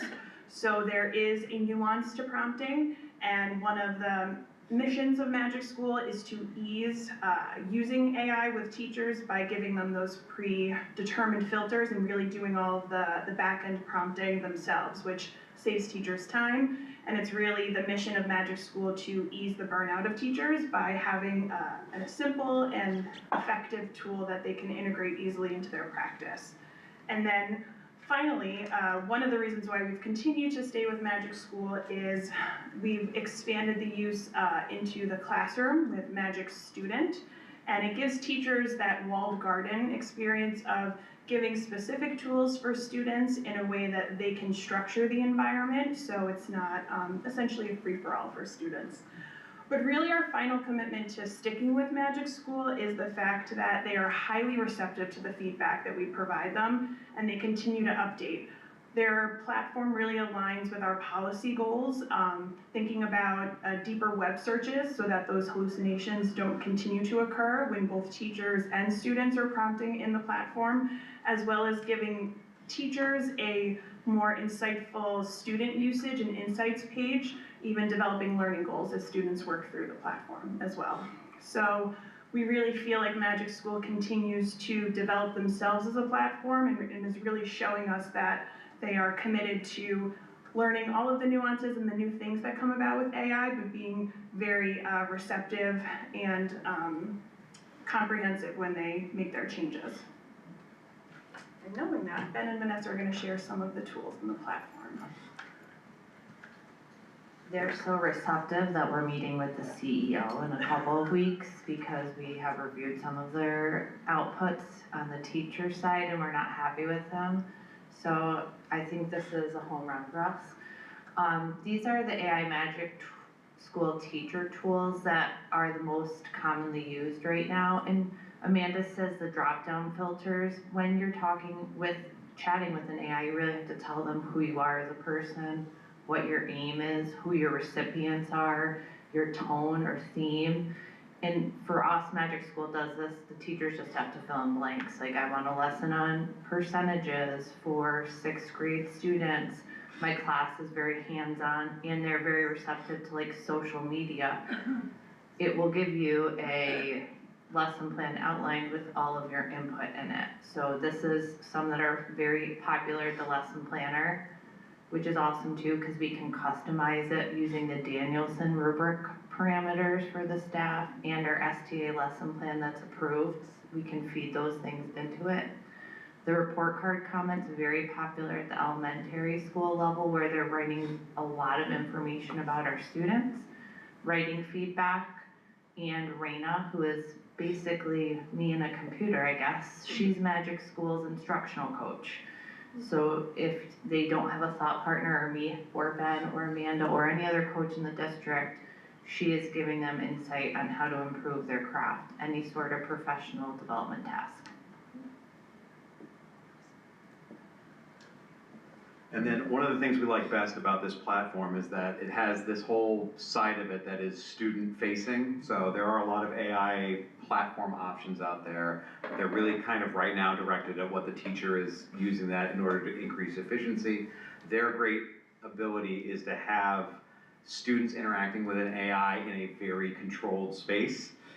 Teachers have a lot of autonomy over when that's available to students, what tools are available, what those tools look like, and it's adjustable on the fly. So one of the things that we found that teachers are starting to explore a lot more this year than in previous years is the ability of AI to provide like an interactive environment that other platforms don't really have. So if you take a look at the one on the left over there, an 11th grade English teacher is using it for the Regents Prep, which is difficult because that's individualized to each kid, and you can provide resources, but they don't really see the learner for who they are and what they need. So that's really the power of the AI in this situation.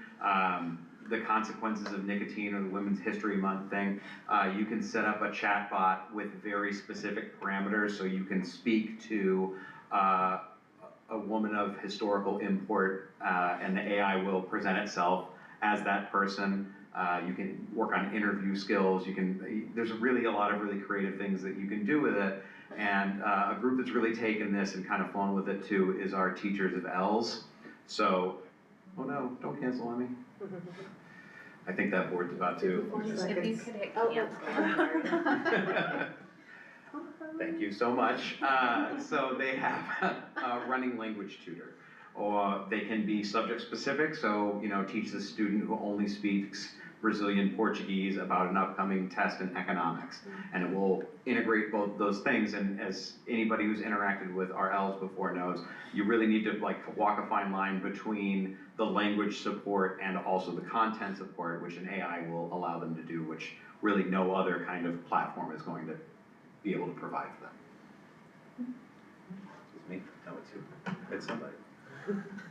I'm gonna let you do it, I can't do it. I'm side noting because I started working here at 2001 and this is probably the most exciting technology tool that I've seen roll out, and the things that you just mentioned can be so impactful for our students in instruction. Sorry, I had to side note that. Here are the teacher generations. Another reason we picked Magic School is because it gives us organization reports. Who's using it? How much are they using it? And what are they using it for? So up here is you are going to see when we started. I think that says January, sorry, but I have my the glass on, I still can't see that far. When we first started getting it in January, all the way to the end of the first academic year. And then this is September 2024 down here until September 2025. It's color coded by buildings in the district, and it's telling you how many generations were made by our teaching staff. Generation is classified as a question that it is asked the AI. So if you notice here, last September, 3,800, this year, 5,600. So we are growing its use, and people are even using it in the summer. Great job. If you want to know which schools are using it the most, which teachers, Shenendehowa High School is at the top. And the most commonly used tool is writing feedback. And you can look down here and see, and as you can see, almost every elementary school's most popular tool for AI has been the report card comments. But I do want to show two other ones. Guana picked academic content, and that's actually when the AI will generate worksheets, articles, stuff to use in instruction. And Coda used the text leveler, which means that any teacher can put an article in there and it can adjust their reading level for students who are above or below grade level in reading. And that's where I think the most impact can be with the differentiation to make sure all of our students are learning.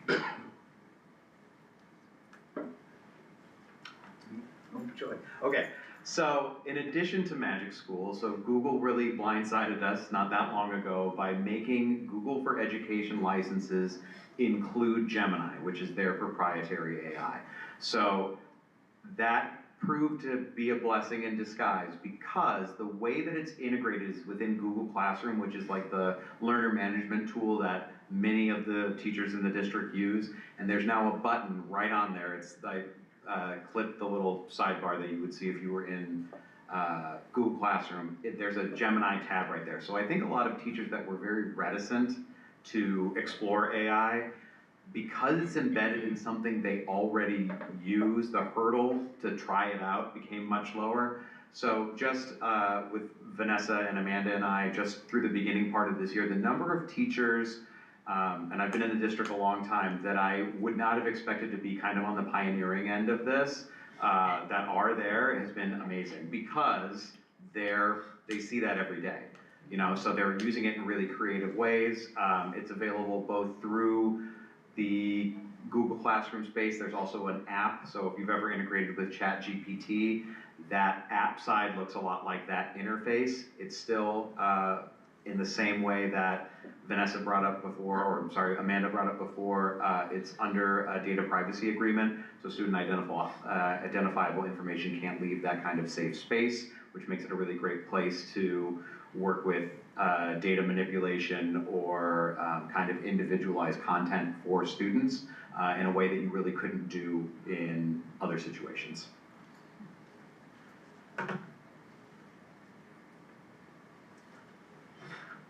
So much of the work that you've heard about today in terms of software that's been purchased and the work of the building level AI coordinators is made possible by the district applying for and being awarded the New York State Education Department Learning Technology Grant. So one day, last summer, the summer before, it all blends together at this point, Dr. Robinson reached out late on a Sunday night to me and Vicki and said, here's a grant, you're gonna apply for it, and we did. And over the course of 48 hours, Vicki, myself, and Vanessa Kramer wrote this grant with the intention of really focusing on personalized learning which blends really well with artificial intelligence.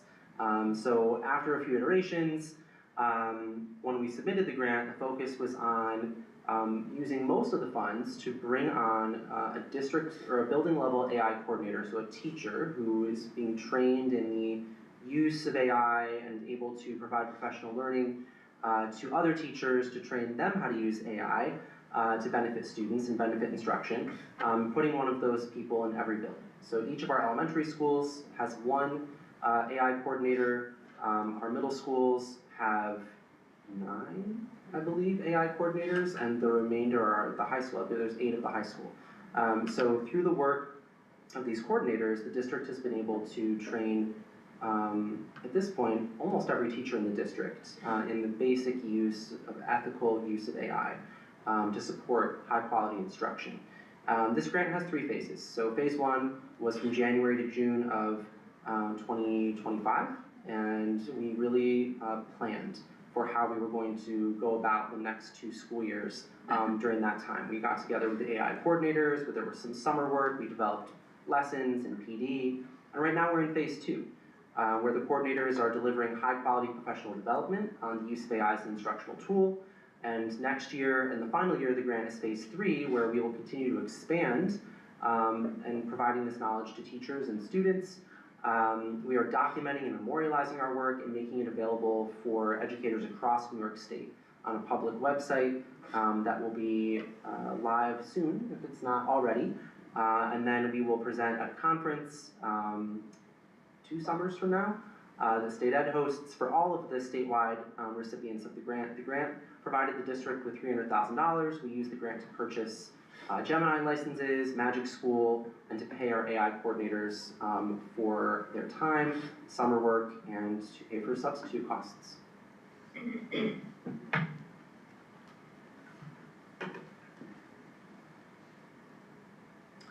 So on the next slide here, you can just see some of the AI coordinators at work, but we also wanted to give you a sense of some of the things that they were providing, not only to their colleagues, but also to students. So if you look, here is an example of a newsletter that our middle school folks put together so that they were all getting their names out in front of their colleagues and talking about what they were doing.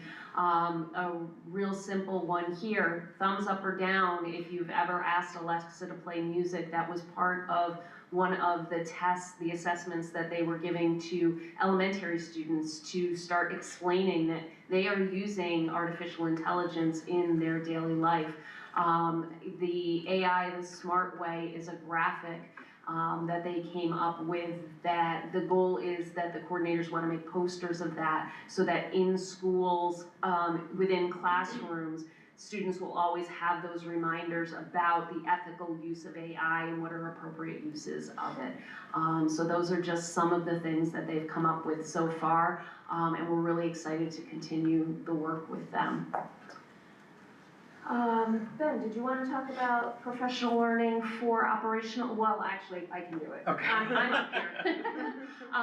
So in the spring of last year, there were 4 sessions offered, not just for our teaching staff. Obviously, that is where a lot of the focus is, but AI has its efficiencies and capabilities in so many other areas. So there were 4 workshops initially offered in the spring of 2025. And there was a session that Ray and Ben and Vanessa led for department leaders at our July Leadership Academy, and we are continuing that trend in finding ways to bring on uses of AI and training for our operational staff in business, in finance, in clerical, because we want to make certain that we are offering everybody the opportunity to learn and see the potential in these tools. And then finally, our next steps. So, as I said, expanding the professional learning opportunities for operational staff. we are sustaining ongoing learning for the coaches. The reason being that this is evolving so incredibly quickly that in order for them to stay out in front of things, to be able to pass on information to the AI building coordinators who can then be keeping up on it with working with the staff, we need to do a lot of research, we need to do a lot of digging, we need to continue to stay up on top of things. And so these folks spend a portion of their week just learning what is the newest thing that came out in Magic School, what is the newest thing that came out in Gemini. As you heard, they're having meetings with Magic School, they've got a meeting with the CEO coming up because Vanessa expressed that Gemini had a better lesson planning tool than Magic School, and that information got back, and the CEO wants their opinion on, okay, how do we make it better? And deepening classroom implementation and support. We want to just continue getting at that piece. We know that everyone has been exposed as far as teaching staff right now, but now we need to go deeper. Not just the exposure to it, but how can this really help teaching and learning? How can it help with differentiation? And just a quick shout out before I end that because of this partnership with Magic School and the great work that Shen has been doing, these fine folks are going to be presenting at the NICE conference in Verona and Turning Stone next week with Magic School, and then they will also be participating in a webinar talking about our rollout and our use of Magic School AI. Any questions for this team? Great job. Thank you Nice very job, much. Esther.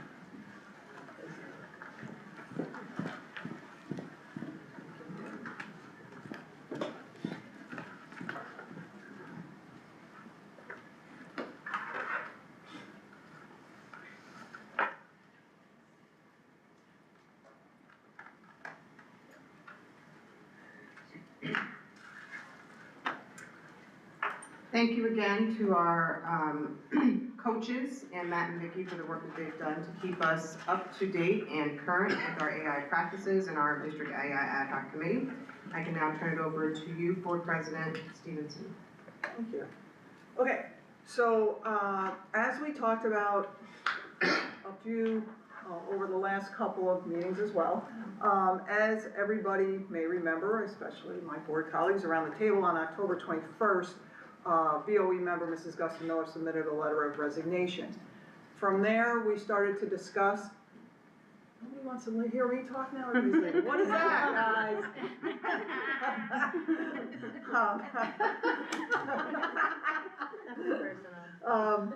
So, as we started to talk about it, we talked about different ways that the board, as a team, would look to fill that vacancy. So one was to appoint, one path is to appoint a person to that, as we go through a process, we would appoint, or we would call a special election. At the last meeting, we all decided that it would be in the best interest of the district and of the board to go the appointment route. So that is what we're going to do. So right now, I just want to, I've shared this information with you earlier, so what I will do now is walk this through, stop me at any time, let's discuss it as a team, and then you also have the timeline that I will review quickly. We'll post it so everybody knows, and we are transparent to the community on how we're going to do this. So to file for an appointment, step one, we discussed it in open session, which we're doing, which we've done. BOE district is going to help us issue a press statement to invite candidates to apply to fill the unexpired term until the next school district general election, which is our May budget vote in May 19th, 2026. We are asking candidates to submit a letter of interest. They will do this mail or email to Kathy Wentmore Chase, who is our district clerk. That is step one. I'll stop there. Any concerns, questions, or issues? Deadline for getting these in? Yep, so the deadline is on the deadline. Resume due Wednesday, December 3rd, 2025 by 4 p.m. Yep. Okay. Step two. Okay, I'm just gonna ask, so the letter that's gonna go out is gonna go out to everyone? what letter? The press statement Yeah, is going to be asking for and to anybody. anybody can apply. Okay, Yeah, so, yeah, and then, I mean, we'll put it out there too, they're gonna have to abide by what we would normally ask a candidate that's running in May to do, what, they have to live here for a year, over 18, so there's certain criteria that they have to meet too. Step 2, potential candidates are sent a letter asking them to respond to 3 questions in writing with a 300-word limit, 3 questions with the following, and we list out the questions right there. Please identify at least 3 characteristics of a successful BOE member. What should the goals be of public education? What are your goals? What they're thinking the goals would be of public education? And describe the qualifications, experience, and involvement that make you, the person, the candidate, most qualified to serve on the Board of Education. Each candidate will answer each question, 300-word limit on each question, and then send back. I have a question. Yep. I'm gonna interrupt a lot here, I'm sorry, but I just have questions. First of all, when you jump down from 1 to 2, it says, the potential candidates. Who are the potential candidates? Is it everybody that sends a letter, or are they gonna be chosen from somebody who has looked at the letters?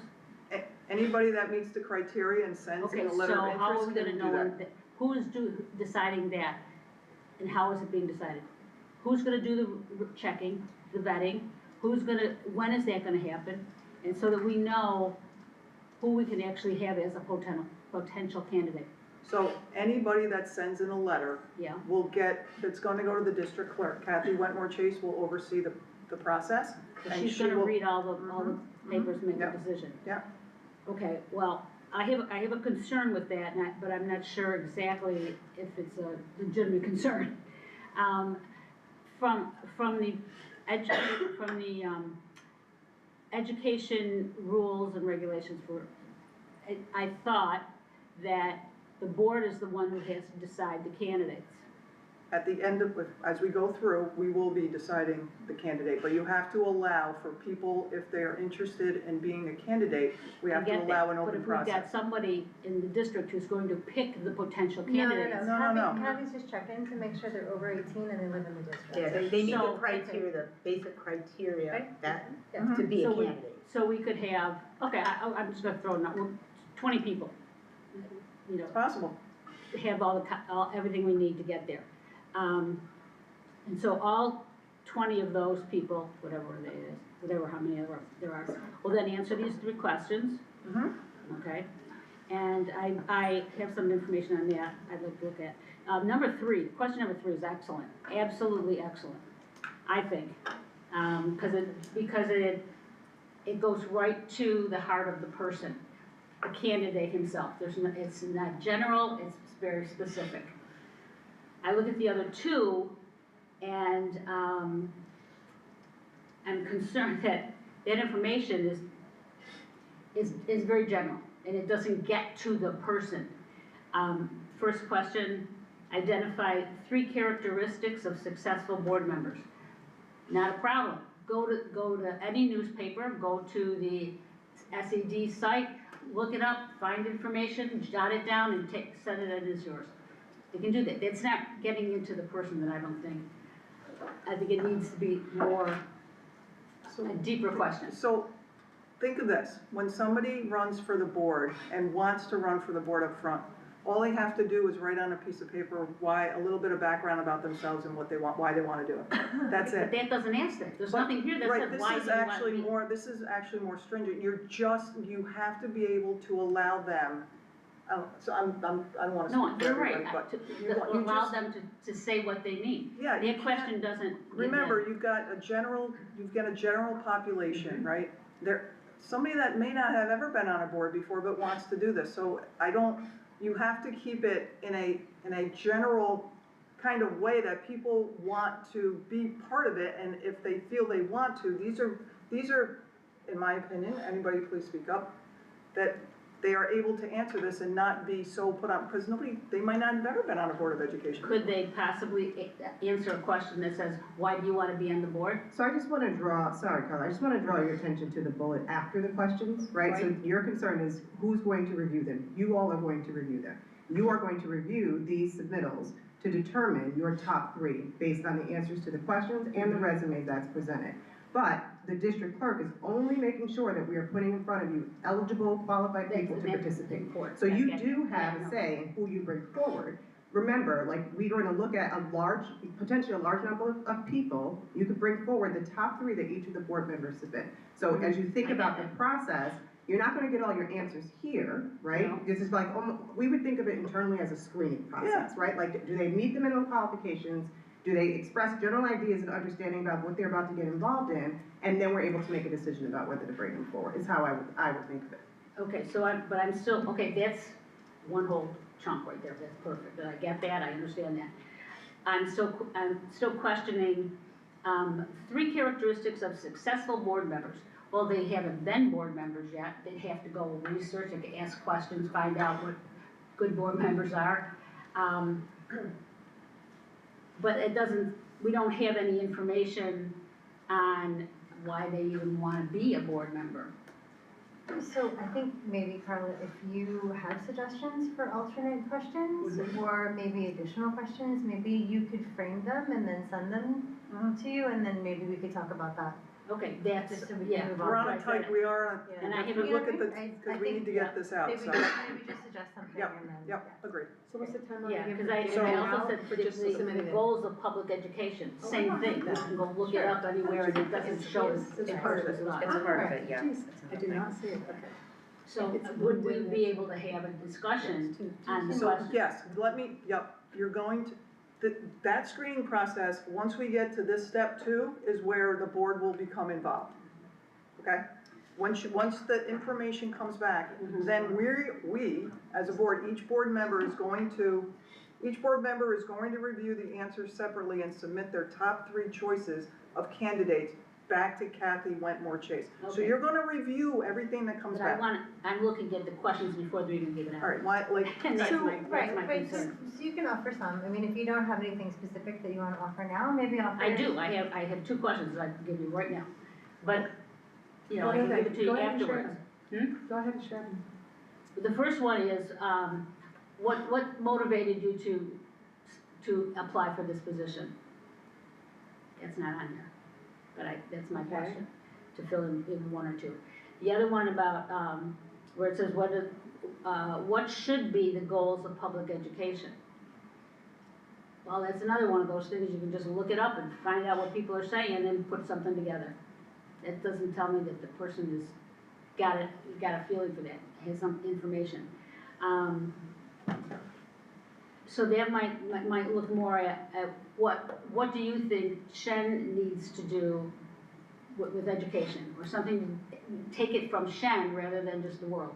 Okay, I'll need your specific, what you're thinking, Carla, because I Yeah, can't, okay, that's why, okay. you know, I wanna make sure that we're having the person have a very fair chance at talking about themselves, not just the public, or not just, you know, what's out there. That has a chance to really show us who they are. And that's why I'm just looking at those questions. But that third one's wonderful. That's an excellent question. You know, your qualifications, experience, and involvement that make you most qualified. That's a perfect question. That deals with the person himself. So can I ask something, because so forgive me for the timeline, because I was looking on the agenda. You're good. I think it should just be linked in whatever sent out to the community, that timeline, just so that they're very Yes, clear. it will, It's gonna be tight. because, yeah, it is Okay. tight, Yeah. because we're already on a timeline now, so, all right. So moving on from the questions, so they get the questions, they fill it out, they're gonna send it back to Kathy Wentmore Chase, okay? All the board members are going to look at what every person that has submitted their questions, we're going to review them. Each board member will be able to submit their top 3 choices back to Kathy Wentmore Chase. I liked Bobby, I liked Carrie, I liked Adam. All right, Deanna said that goes back to Kathy Wentmore Chase. Mary Colleen might have said, I do like Adam, but I like Betty and I like Simon. So she'll send those on to Kathy, okay? just so we're clear on that.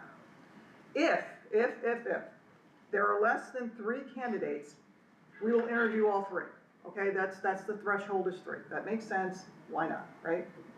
Okay, we all agree there, we're all together, great. Step 3, any candidate with 3 or more votes, any candidate with 3 or more votes will be asked to come to the January 13th board meeting. So we have one board meeting, December 16th, and then we have the next one is, do we have a beginning of January? No, beginning of January, and then we have the January 13th. So any candidate that got 3 nods that went to Kathy will be asked to come and interview on, it's January 13th, all right? It will be moderated by Kathy Wentmore Chase, the district clerk, the interviews. The interviews will be done in public, okay? There will be a list of questions that Kathy will moderate, ask the questions. Each candidate will have 15 minutes. It'll be a 15-minute slot for each candidate to get through the questions, okay? Any questions, comments there? Are we moving on to the dots, to bullets? Yeah, no? Yeah. Step 3. I'm in step 3 right now, I just finished step 3. Well, the first bullet, when it says the candidates will be asked the same questions. Yep. Are you referring to the same questions but different from what they had before? Or are they gonna answer in public, take 15 minutes to answer those questions that they've already sent in? No, these are different questions. Okay, then I just changed the directions, that's all. Step 4. The board then will enter into executive session, to deliberate the conversations that we heard from the interviewers, or interviewees, all right? The board will discuss each candidate in the executive session and vote. We will vote publicly until a majority vote. That means 4 votes. I wanted to be clear on that. The majority will be 4 because we are a party of 6. So it will be 4 votes to be achieved and to move a candidate forward to being a board member. The candidate selected by the board will begin immediately and will continue to serve until the next general election on May 19th. That means whoever gets the seat will have to run again in May if they choose to do so. Okay? Will they be sworn in on that day immediately? They will be sworn in on that day immediately on January 13th. The Board of Education makes a motion to appoint and select candidates at that January 13th board meeting. This is the if a majority of vote cannot be achieved, we are a party of 6, so it could go to a 3-3. Then the BOCES district superintendent, who you met tonight, Lauren Gamel, will intervene to appoint, or if we can't get to a consensus there, or that can't happen, we would have to have the New York State Education Commissioner would require a special election, which I'm hoping we do not get to. So, but I have to put everything on here so everybody understands where we're at. Okay. With this, I didn't mean to confuse people, you do have a timeline in that email that tells you exactly what we discussed here will match up to here. So, if we're looking at this timeline, today is November 18th, we just went through the process. Tomorrow is Wednesday the 19th, advertisement for vacancy, meaning it will go out. It will go to a press release to all the newspapers. It will, every way we advertise, we will do it to communities, we will do it, get it out there. Okay, so people will have a chance to see it. Letter of interest and resume due. So first of all, they're gonna send a letter of interest and a resume by December 3rd. That gives them some time to think through the holidays and submit December 3rd by 4 o'clock. What we just talked about, Carla was talking about the questions, that initial letter and screening questions will be done on Thursday, December 4th by 2025 by 4 p.m. Deadline? I just want to interject, so these are separate mailings that they have to send in. They have to send in, so they can't do it all together. They have to send it in separately. The letter, interest, and resume, you mean? Yeah. Yeah. They can email, make them an email. Yeah, written or email, yes, what we said. Okay. Yeah, they can email, it's right up here, via post a mail or email. Okay. Okay. So I would do it just email or drop off, because that is a really short time frame. I'd be worried that if they mailed Get caught in the mail. Yeah, that makes me nervous. All right, email or drop? Yeah. don't I? Drop it off at district office. Yeah, because otherwise somebody's gonna say, well, I postmarked it by the right date, you know what I mean? Yep, Drop it off, good when they point. drop their checks or something. Yeah, with the same building. Drop off to the Yeah, district Yeah, office the front. district office. Yeah, because that's where people would normally send their, bring in their Is that okay? with you, nominations. Kathy? So just getting back to this, if they were to do all this at once, the only downside is that they maybe just, the district clerk may say, ignore all this extra work that you just did because you're not being considered. I guess I'm trying to understand why it's done separately, a day apart. Letter of interest and resume, could they send their responses to the screening questions at that time? No, because they No, haven't no, gotten no. the screen. They haven't been Only screened the yet. people that get approved for being above Right. 18, and Right. then we send the screening questions. I'm just saying that if they did and they're not approved, they just get a response back, sorry, you're not approved. Do you follow me? Yes. It's, Yeah. okay. That's a good point. So if they were to do it, I'm just saying, it would not disqualify them, they they still had to be screened. They still have to be Yeah, screened, no matter what. no matter what. Yeah, okay. So again, not to beat this too hard, but, so they could, because all these are just one day apart, it's really tight.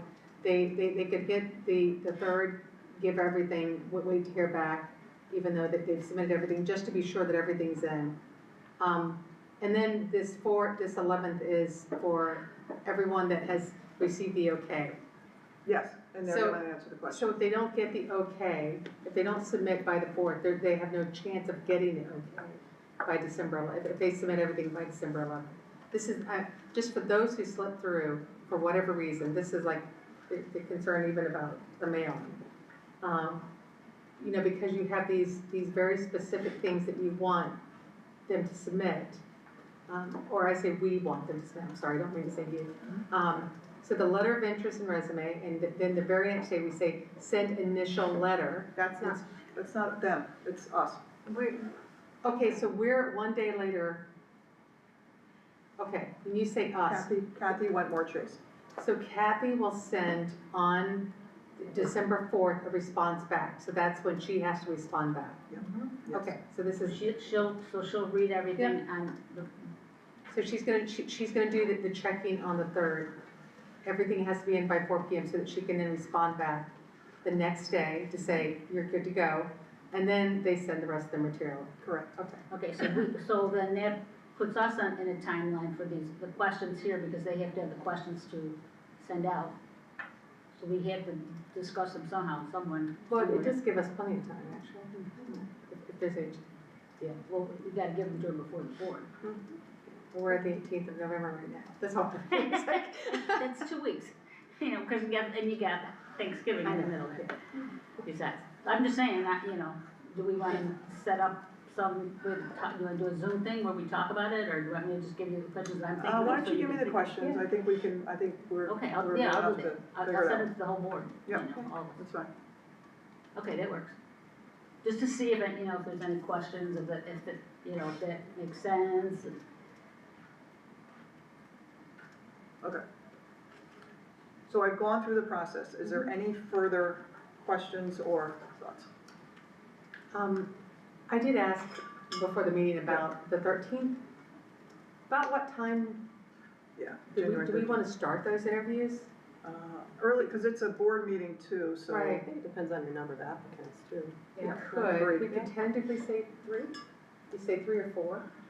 I think that's. I mean, PM. Let's see how We many don't- we we don't got. need I mean, to you got set 3, the then it's gonna take us 45 Right. minutes. It's the deliberation that might take us the time. Right, that is Yeah. probably what's gonna take us. But I was also thinking that, whoever's now planning for that night can know how, just to give them an idea of what time they need to be here, if they make it to that round. I think once we see how many. Yeah, I think how many we Well, we have one more that's gonna meeting make where a we can difference. do that, Yeah. right? Yeah. And they go through the screening process. Okay. Any I further? need to- Yeah, just real quick. Yeah. So how do we vote? Because remember, I think voting, like the type of voting matters. So for the 3 top candidates, are we gonna do an up-down vote on the first one, then up-down vote on the second, or are we just gonna put a name into a hat? Well, we could do it 2 ways. I said we vote publicly. We could vote in executive session too. I don't. I didn't wanna- mean that. No, I mean, okay, yeah. well, I'm just throwing that out to you too, if you feel like, Cool. if No, it's awkward. nothing, Okay, yeah. all right. I It would think be, we're gonna do it in public. it would be, It would be a yay, nay. Yeah, An up, I down do. vote for each? Up, down, it would be an up, down.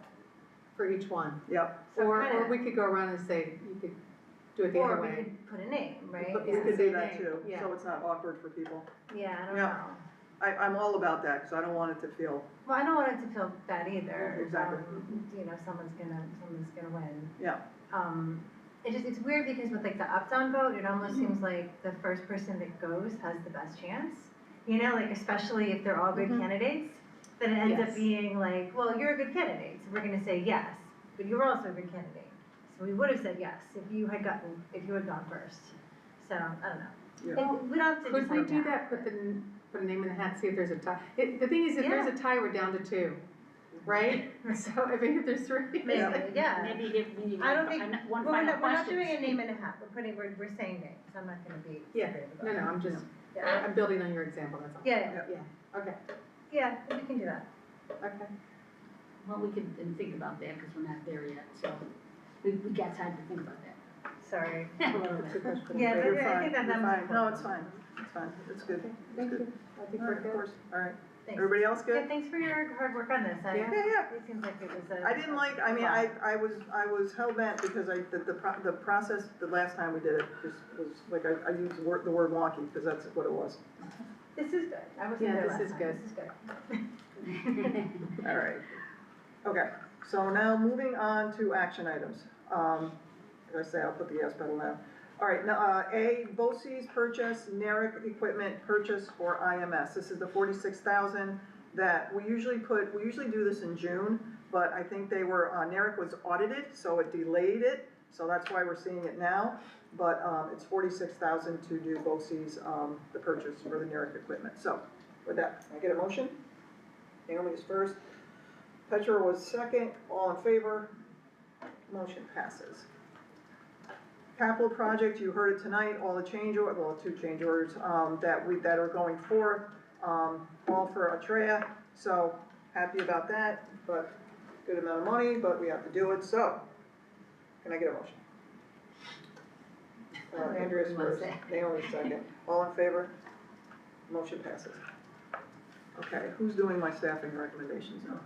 Laura's gonna come and do that.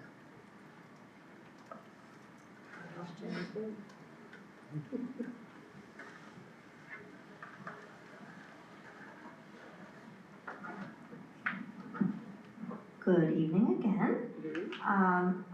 You have a staffing recommendation in front of you, and I would just like to point out that there is one retirement listed, and that is for Karen Hoffman, who is retiring after 4 years of service with the school district.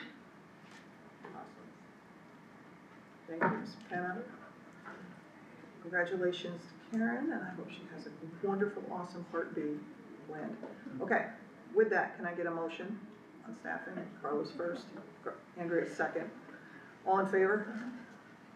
Motion passes. Resolution to approve CSEA ratification. What a great piece of news that was, I'm sure, and I'm happy for the CSEA family that they were able to get there. A long road for them, so happy, and congratulations to the district, most important, alongside of our educators, from the group along with others, so happy about this with gratitude. Can I get a motion? Naomi's first, Mary Colleen was second, any comments? This is what happens when magic happens with teamwork, and with Bettina Morrissey, the president for CSA, working with her team, and then our team, which was Norma Meechan, HR, Jenny Galea, Dr. Wilson. It's just, we heard all, at this long journey, and I was just, I felt like, okay, we need a little celebration at some point. And we need to have them all with us, so. That's awesome. It was awesome. All right, all in favor? Motion passes. And we just talked about the approval process to fill the BOE vacancy by appointment. That is what, and the timeline that we have a few adjustments to make. Can I get a motion? Oh, I didn't know it was a motion. Okay. Well, it's just to move the Yeah, process, so we can go ahead absolutely. with the process, Yeah, right? absolutely. So Naomi is first, Petra is second. Any further comments? Good one. All in favor? Motion passes. Okay, anybody for the good of the order? Go on, have at it, Maddie. I'm sure you found your email. I had accidentally deleted it. Oh! Be assured that this message is very important, so I did not need to delete it. This is from Mr. Pitts, and as one of the PTA council representatives, he's asked me to share this message. The Shenendehowa PTA Council and all the 12 extraordinary Shen PTAs are proud to support the Bountiful Backpack Program in many ways throughout the year. Together, we applaud the immeasurable efforts of everyone associated with this special program, especially Mrs. Rebecca Carmen. As Director of Health and Policy and her unyielding advocacy for this program, Mrs. Carmen teaches all of us that truly the best exercise for our heart is reaching down and helping others. Which it is a shame she's not here today, but that was the wonderful message from Mr. Pitts that I share as well. That's really nice, lovely. She should get emailed that. Yes, she should. I just wanna say one thing, I went to the Seed Coalition meeting for. Thank you for doing that. For Naomi, just to fill in, and it was a really amazing learning experience. I had no idea they do as much as they do. There are several, subdivisions within the whole coalition, and each one of them, this is their first meeting, so what they were doing is basically discussing what they had for themselves down the road. They were all looking at the things that they were doing. One of the biggest things is the whole coalition is working towards Arbor Day in May. So they're already planning for specific activities going through there. It was an amazing group of people. And it's all the students running everything. So the adults are there, the advisors are there, and there are adults who are helping students or are part of the coalition, but the students are doing all the work, and it's amazing. Did you ask them when we're gonna get our maple syrup? Yes, they're working on it. It's in the works. I'm kidding now, I'm kidding. But I'm not. They did say that. They brought it up, and they are gonna be doing that. They're gonna have it out for They do really great sale. work. Yeah. So yeah, it's wonderful. It's a great group. So I had something to share. First, I want to say the Veterans Day recognition ceremonies, the board was invited to two. They were so good. Both very moving, different experiences, but just an incredible turnout and a lot of thought to detail. So the principals and the staff that are part of the schools just really went out of their way. SCANA was one that invited the board, and then also High School East. But the High School East presentation, I'm not saying that SCANA is, this is not to be a slide on SCANA, because it's just different presenters. There was, someone from the Wounded Soldier Project, and also these Vietnam, I didn't realize it was also the 50th anniversary for the Vietnam War, and but these men got up to speak, and they had the entire auditorium. They had everyone's attention. You could feel it. It was incredibly moving. So I just wanted to give a shout out to bringing those speakers in. They did a wonderful job, and also Bob Presley and his efforts to coordinate all that work. Just a huge shout out. There was one other thing I also wanted to ask the board, and it has to do with the liaison assignments for Gusta Miller. So she was the representative for Octay, Tasago, and I know that Mary Colleen told me that she lives close to Octay, and she was covering Octay. So I was thinking about the other assignments. I mentioned Tasago, there's the CAC, the Counseling Advisory Committee, and there's also district partnership. I'm interested in helping out with that, and specifically Tasago and district partnership, but I wanted to put it out there because especially when it comes to these schools, I want to make sure that they're covered. And so just putting it out there to see if there's anyone here that wants to pick that up, but I am absolutely interested in picking that up. Yeah, I was gonna fill in appropriately, so I didn't throw it out to anybody, but I was gonna take professional practices, because I was her backup on that. Oh, okay. So there's yeah, so you got there's CAC, so yeah. let's do that. I'll send a note out, or whatever you want to take, just let me know. Okay, I can send something just to continue the conversation. Yeah. Okay, and So you're gonna do professional practices? Yeah, I was her backup on that. Okay. I mentioned that to you in the text. No, you told me you hadn't thought about it when I first asked you, but that's okay. I mean, I don't mind. I'm just saying, I'm available to do that one. But thank you, and I wish everybody a wonderful and peaceful Thanksgiving, and I wrote Thanksgiving. Let's stay warm. Awesome, thank you. Thank you. All right. Anybody else? Motion to please adjourn. Mary Colleen is first, Naomi is second, all in favor. Motion is